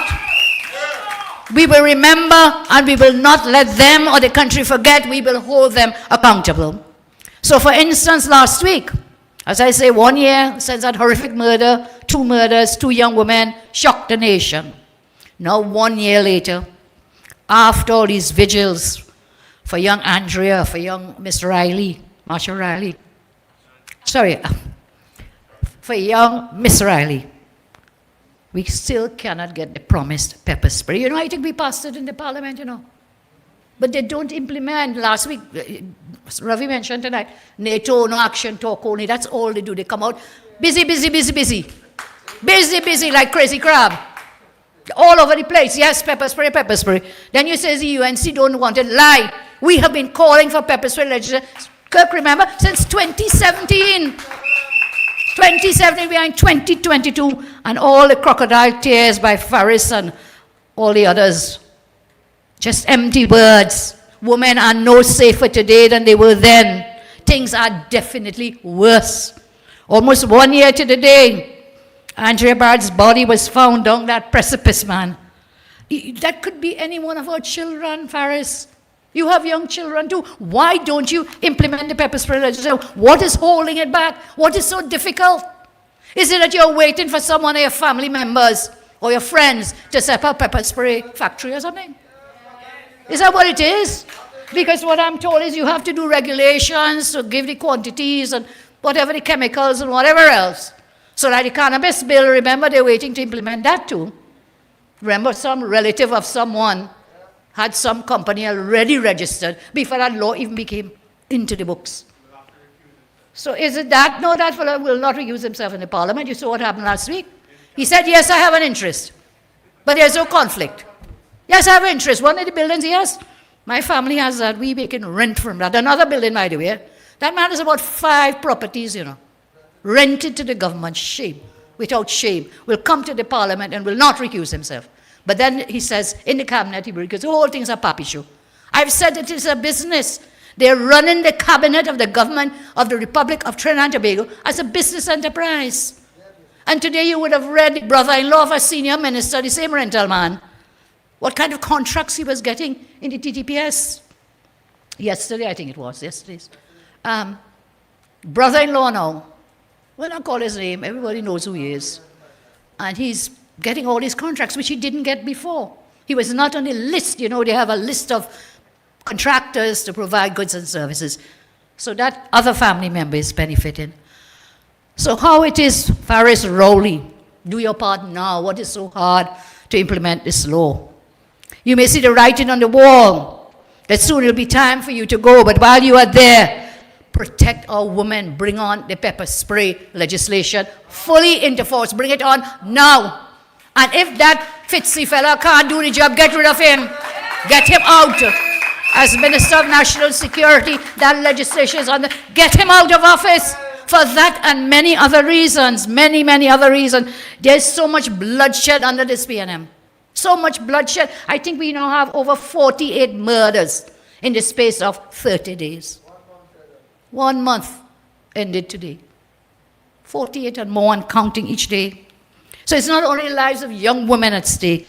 It is everyone, the old, the young, men, women, or children. If your pet's not safe under this PNM, I think Fitzy bounced on somebody's dog recently. Even if pet's not safe under Fitzy Ethelbert Hines. Last week, there was a horrific killing right here in the Southland at South Park Mall. It was frightening, worrying development, with criminals becoming more brazen in broad daylight, as we say, going in anywhere, anytime, automatic gunfire in the midst of a shopping area with hundreds of citizens. You have to wonder whether this is somewhere in the Middle East, in Syria, or some other war zone, or is this Trinidad and Tobago? What are those in charge saying? Can I say something here, you know?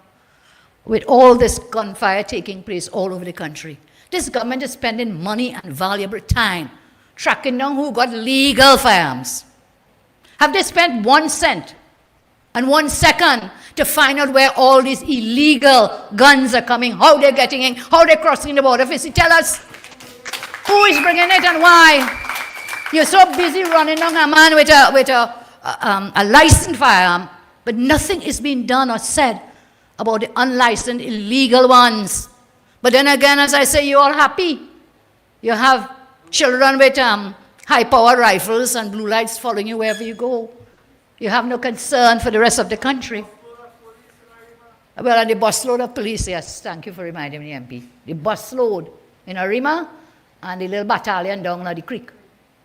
And bandits all over shooting up the place like the Wild Wild West. And when that happened, did you hear a word from Keith Rowley? In fact, I saw him on the front page today. I think he was playing golf somewhere. Golfing, his priority is golfing. Not a word when these murders are taking place. He's still silent after he mashed up the whole Police Service Commission and the leadership of the TTPS with it.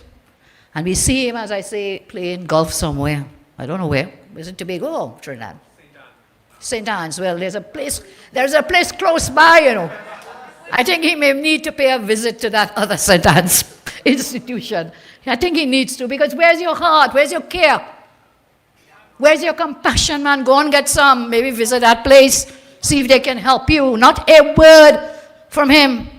And what about the Minister of National Insecurity? The fella Fitzy Ethelbert Hines. Did he make a statement about this gangland killing? He only seems to wake up. You know what he does? He goes on, these people live on the Facebook, you know, or the WhatsApp or whatever. That fellow will wake up any other day and night and post the most vile kind of comments. Vile. But wouldn't find a moment to talk about something so serious, to tell us what are the plans. What do you intend to do? Murders now 48 and climbing. What are your plans? That's what I told you all earlier. I feel sorry for Jacob to have to work under Fitzy. Nothing. He said nothing. He write these abusive posts. And he has constituents living in raw sewage. And then they want to blame UNC and me. Man, Barry, I think I dealt with them well. The answer is, there was not a word from these senior people. Nothing, nothing, nothing. And if they say nothing, well, imagine they're doing even less than nothing. Darren gave me a little joke here he wanted me to share with you. It says, a man came to his office one morning and his co-worker told him, today I'm just going to do nothing. His colleague said, but you did nothing yesterday. The man answered, yeah, I know, but I haven't finished yet. I think this is Fitzy, doing nothing, saying nothing, and he still hasn't finished nothing. They are jokers. Does nothing, can't even finish doing nothing. Running our country. How on earth could such a brutal killing take place in our nation? Not a peep from any one of them. I call on the country to make your voices heard and demand that Rowley replace Hines with a competent Minister of National Security. Hines must go now. He must go now. This is not a joke. National security is a serious issue, and Hines is totally incompetent. This is like over 3,300 COVID deaths. Yes, we know about that. But look at the murders. So you have the pandemic of the COVID, and we have the pandemic of crime and criminality in our country, and nothing is being done usefully about both of them. The committee that was supposed to report, remember the 7-day committee? I told you all right here. That thing will never finish in 7 days. And then they came and they want more time, and they went more, and nobody's saying anything.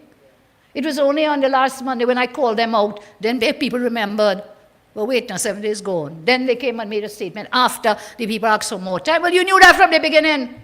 You came to mama guide the country, you're doing something when whatever you come up with is so foolish, cannot be done. It's only when we reminded them, they also run out to say, hey, okay, we're giving them, they want more time. They ask for more time. Well, let's see when that time expires, if they'll still be asking for more time. So that's what I said from the beginning. We said they would never be able to report in 7 days. Never. Nobody else challenged or questioned the Prime Minister, you know.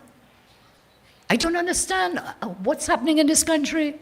Is it that everybody's afraid of Rowley and his government, that they will not ask questions, they will not call them out? Not even the committee said they would need more time. Everybody was going along with the mama guy. Except for us, we will not let them get away. Government doesn't care about your life. Whether it's death from crime, death from COVID, or whether it's about helping to protect yourself with that pepper spray. They just do not care. Keep on golfing, Rowley. Keep on the golfing. Your days are numbered politically. Your political days are numbered. We will work until we get you and your government out of office.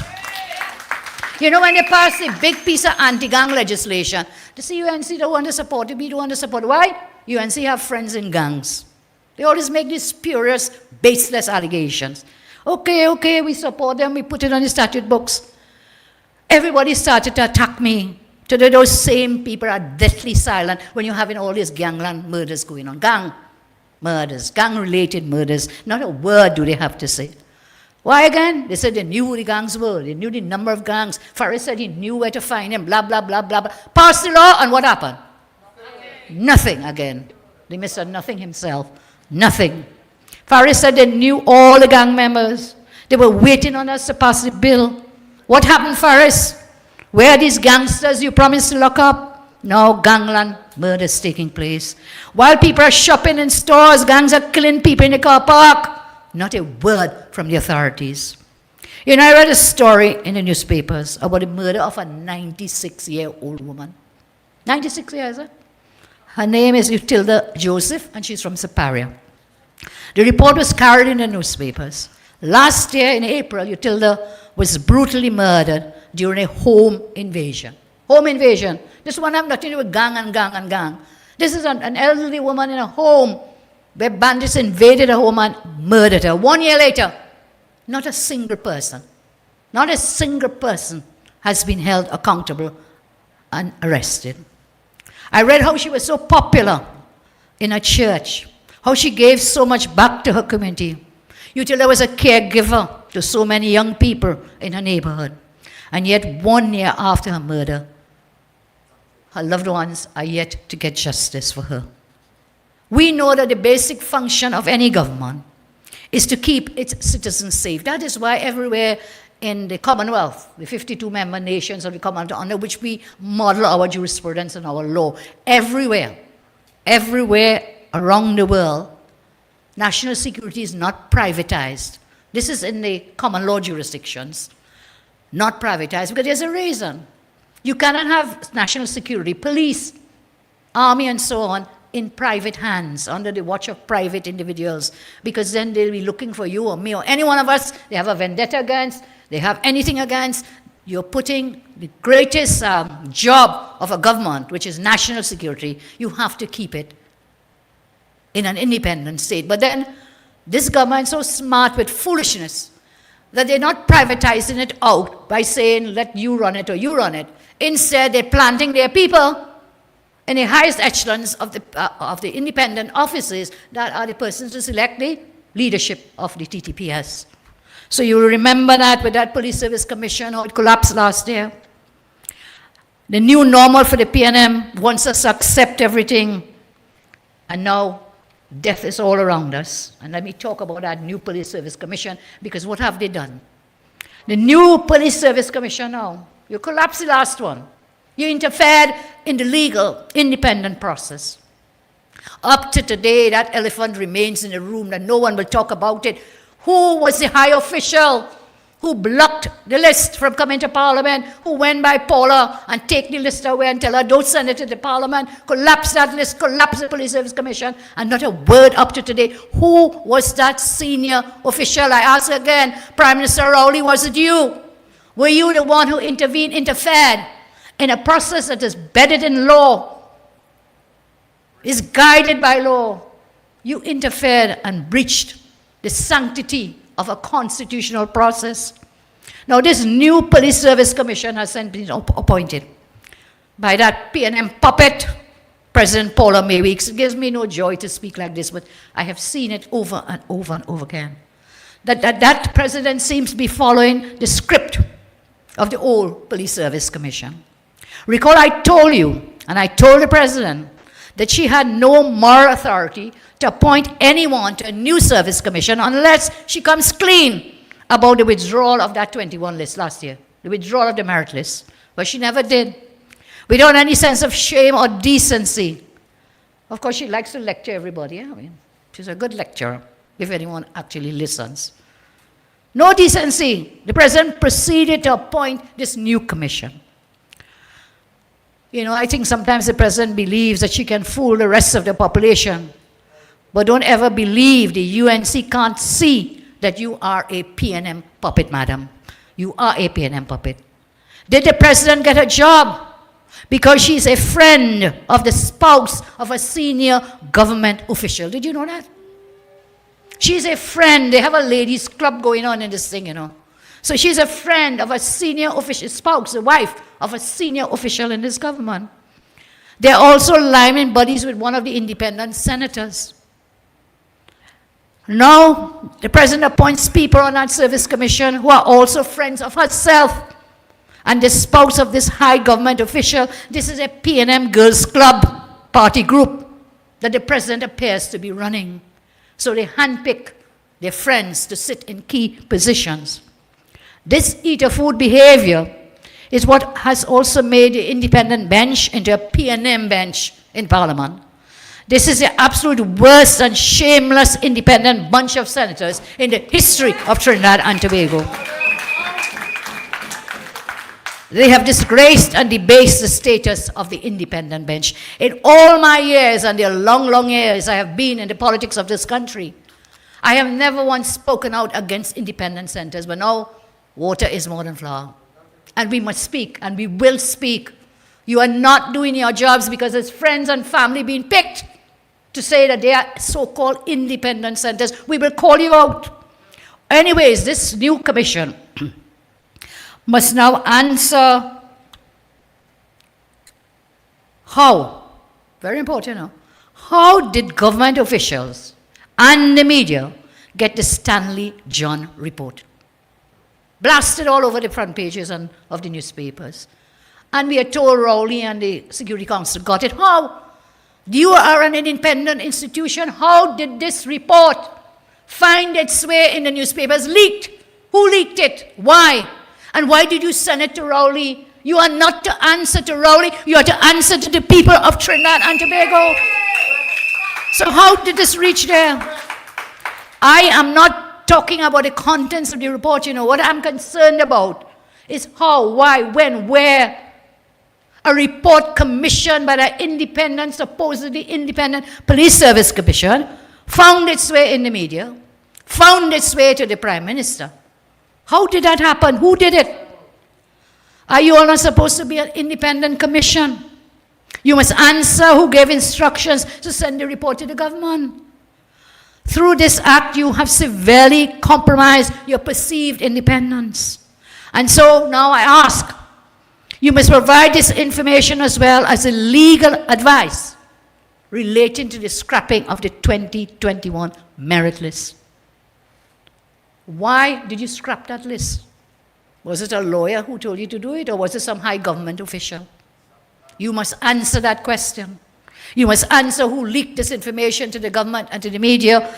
And if you can't do that, then you should just resign and go, because you're totally compromised. What trust and confidence can we have in you to select the top officials of the TTPS? What instructions would you be given, and by whom? And now even those new members, that's why I said without decency the president appointed these members. You remember, some members of this new commission should not even be there because they were shown to be unfit for office from the get-go, from the very beginning. One is closely connected to the Prime Minister's best friend in Tobago, Mr. Warner, and that whole Ines Gate fiasco. Another of those persons was campaigning for the PNM in the general elections, making really abusive remarks about the UNC, openly campaigning. Go up on the Facebook, it's there. I think JJ showed me some of them. Another one. And there's a third one. I'm told he has some serious behavioral allegations. Serious behavioral allegations. Some of it I think Dr. Munir had raised in the parliament. None of these people should be sitting there. They should have never been selected in the first place. And this is where, again, Her Excellency the President scraped the bottom of the barrel to come up with these people. I call on this commission to come clean. I said it before, or resign. You all have already made a compromising mess of your appointments. I can't see that you can get any better. The only place you have to go further is to go down, down. And therefore get out. Get out before you're used as puppets on a string by this wicked and corrupt government to do their bidding. That's what they're planning to do with you now. Imagine Faris brings another order to Parliament last Friday to how to select a commissioner of police and acting commissioner of police and deputy commissioners of police and acting deputies. A very serious piece of legislation because the court had struck down the previous one he brought in June last year, 2021, the court struck down that order. So he brought these two new orders, and Aprima MP Rodney Charles applied in our house to have it annulled so we could debate the issues, and Senator Mark raised it in the Senate to have it annulled. And in our house, they put a fellow named Foster Cummins to speak. Throughout his speech in the parliament, he was shut down repeatedly because it's totally irrelevant to dealing with the order that was before the House. The government did not put anybody else to speak on such an important order. Because why? They could not answer the questions raised by the opposition in the parliament. And those questions had to do, why have you removed seniority as a criteria for recruiting a police commissioner or deputy commissioner or DOSAC? Why? In other jurisdictions, again, people work, you work on seniority, you gain experience, you want to head up at the top of the pile. I think every one of you here wishing and hoping one day you could take my job. That is what ambition is about, that you aspire upwards. And so those in the police service will be totally demoralized because now you're not going to be assessed because of seniority. How that can be right, I don't know. So tomorrow, you can take a junior officer and put them to act as commissioner of police. You can take a junior officer, put them to act as deputy commissioner of police for tomorrow. And then the next day, you move them out because they stopped acting and somebody else comes. So this junior person would be instructing senior officers. Senior officers, if you put them to act, why have you removed? It doesn't have to be the only criteria, but it should have been one important criteria removed. And that brings us to the question, well, whom do you have in mind? Who is the dark horse in the race that you're protecting? Which person you want your hand-picked person to end up there who doesn't have the seniority. So you remove that as one of the criteria. Who is it? Maybe it's one of them on the bus, he's telling me, when Penny went up to Arima. So they have somebody in mind. I mean, why would you remove that? It's been there all the time.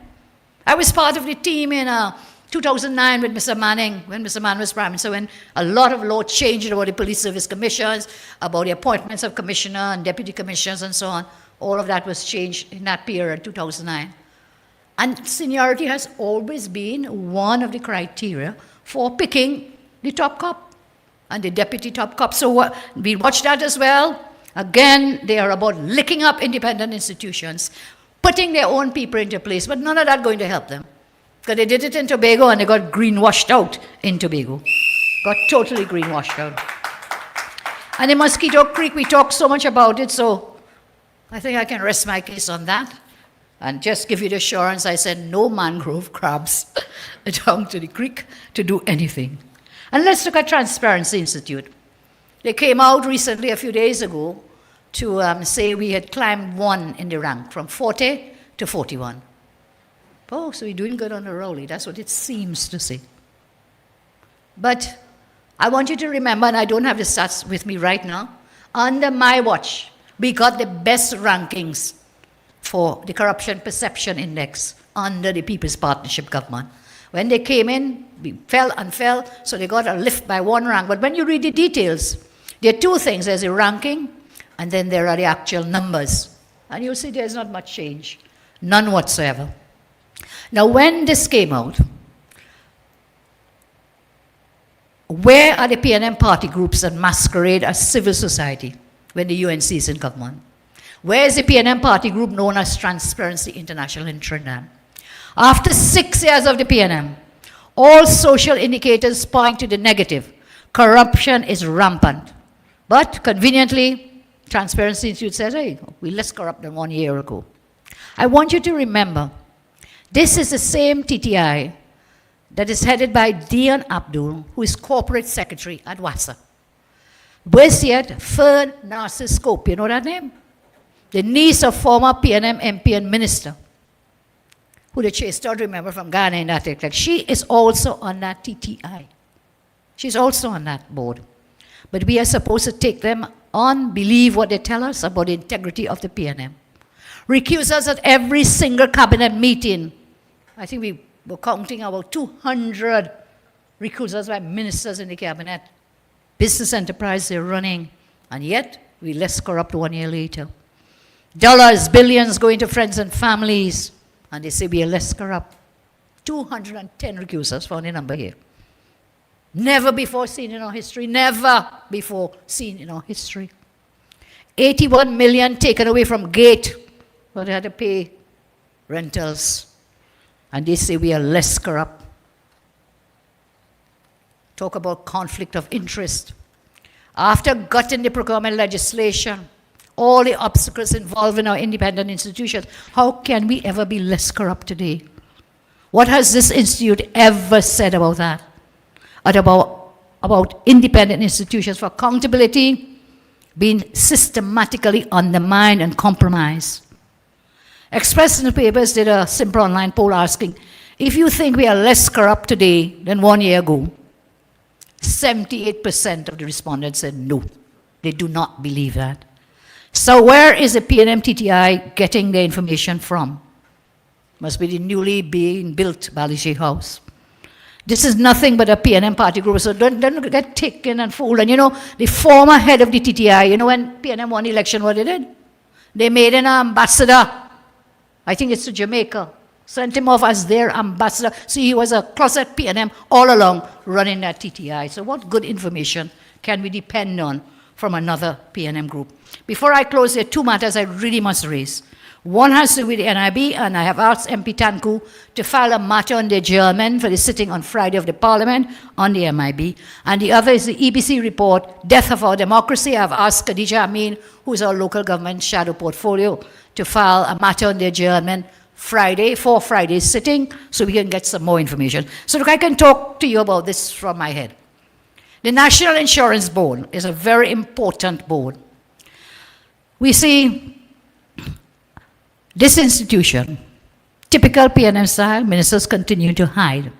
Under the law, the NIB was putting a report in the parliament every year. The board prepares a report, it is sent to the minister, and the minister was late. In that way, John, public, you, me, and all of us, we will know what's going on with the dollars in that NIB asset. So you must prepare this annual report. You have until September each year. They give it to the minister. The Minister of Finance must then late. The last two reports, 2019 and 20, the Minister of Finance was hiding them. It was only after I sent a pre-action lawyer's letter that he ran on the same day we putting the matter into the courthouse, and he laid it. We had to go to court to get those NIB reports. I understand that matter is still before the court, even though he has now complied with the law, because it was in breach of the law. When the court granted leave to sue the Minister of Finance, I say he ran to Parliament and laid those reports. We are in the same position now, with the 2021 report being hidden by the Minister.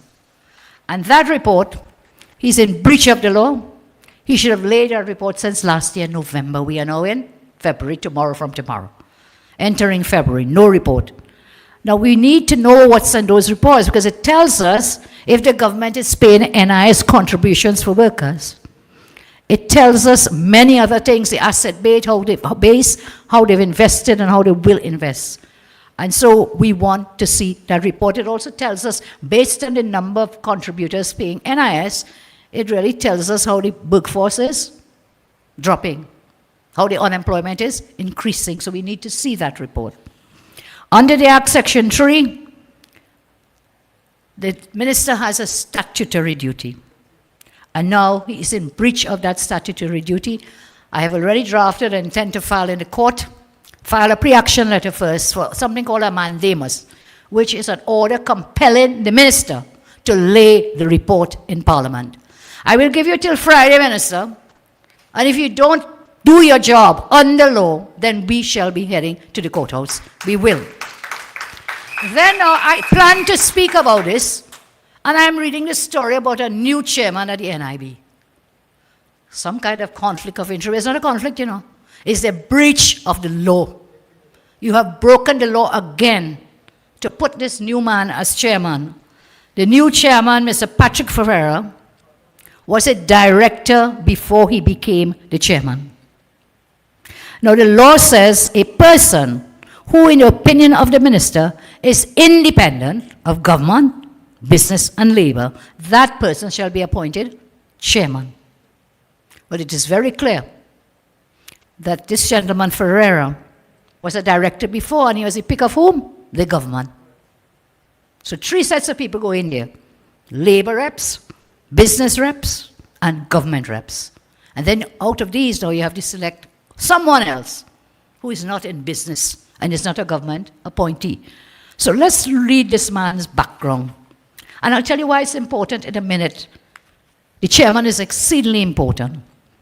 If you read the annual report 2020, and next to his name, you will see Mr. Patrick Ferreira, Director, Government. So there's no question that he was a government appointee. Hand-picked choice. Further, on checking the company's registry, Mr. Ferreira is a director of the following 5 companies. You don't want to tell me there's a conflict with business and in breach of the law? Furnace Chemicals, Furnace Rentals, Furnace Properties Limited, Furnace Personal Services, and Furnace Investments. So first, breaching the law because he was handpicked by the government, and breaching law because he's clearly a businessman. You're not a director of a company if you're not into business.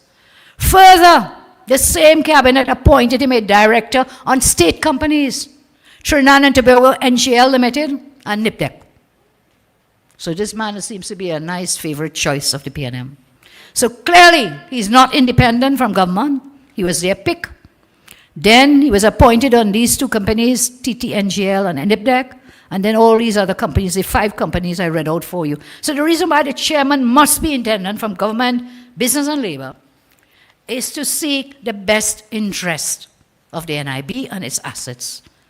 The minister broke the law in contravention of that law. Mr. Embed, your arrogance knows no bounds. And therefore, this chairman is clearly in breach of the law. And I said I'll tell you why it's important.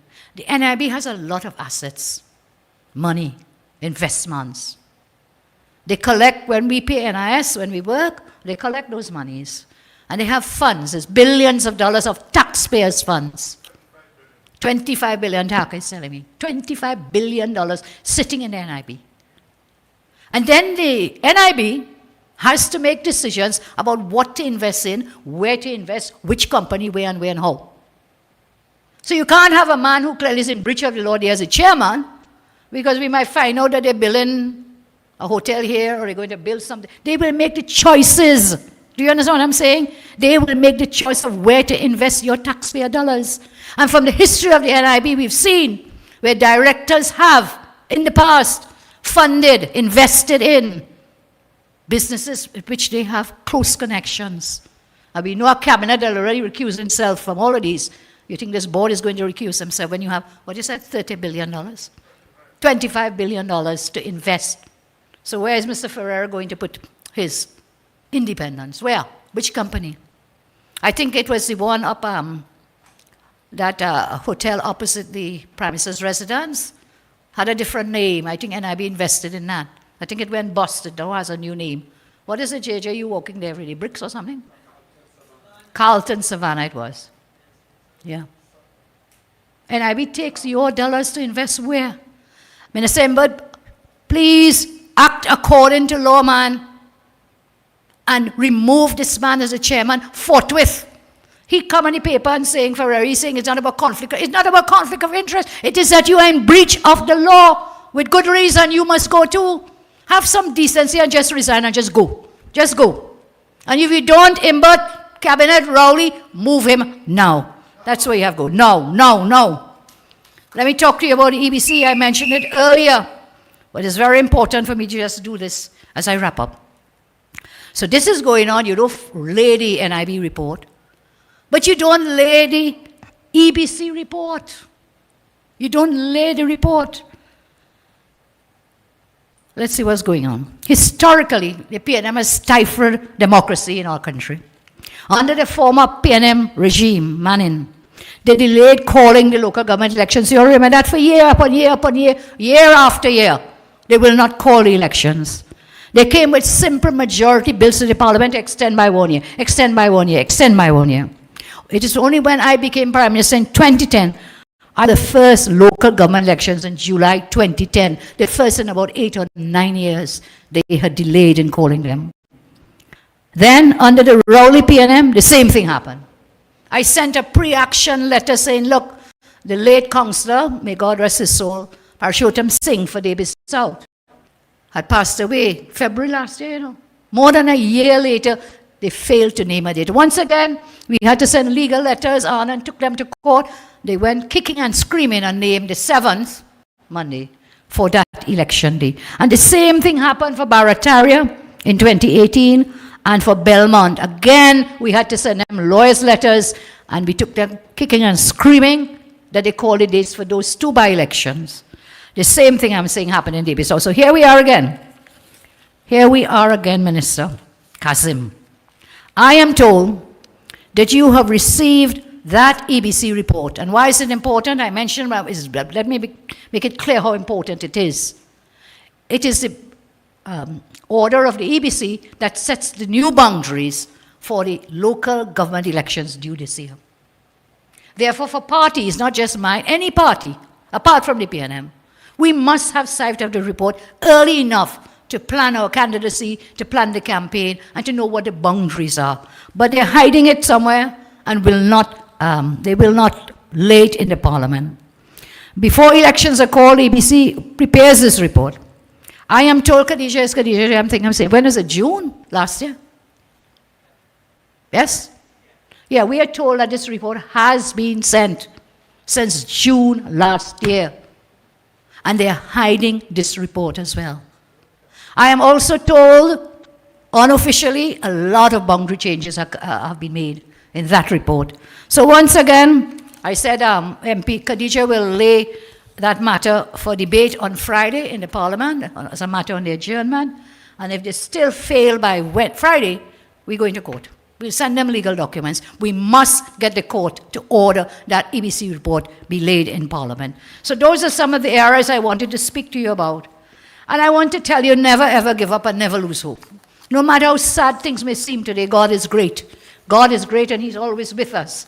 So keep that hope and fire burning in your hearts. Reach out and help. My young candidate came right as he said, let's hold hands together. Let's work together, and together we can get this wicked government out. So thank you all very much. May God bless you. May God bless Trinidad and Tobago. And again, thanks to all our dynamic speakers tonight, and we'll see you again. Maybe before next Monday, we'll be campaigning in Davis South with the team there. I've already asked you, let's not crowd the place too much because it's a small electoral district, and with the COVID protocols, we want to be very careful. Never let it be said that the UNC is engaging in bad protocols with the COVID. So if you do go campaign, I said call the candidate, call Councillor Nicholas, can I, and MP Tanku, so we can roster you for different days. So we don't have the whole of the UNC down in Davis South. God bless. Thank you very much. Be safe. Go home safe.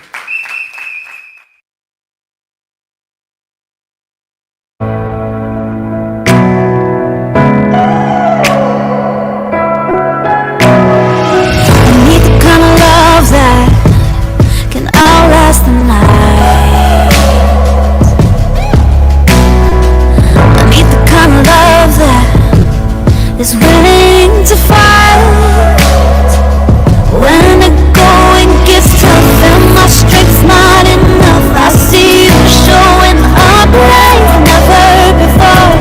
It's got up on my heart. You took off from the start. You are the peace when my mind's at war. And oh, you will never stop fighting for me.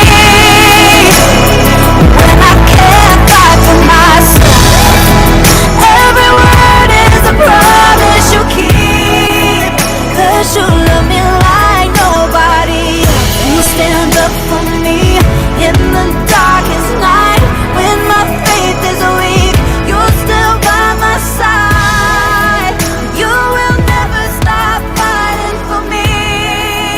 You will never stop fighting for me.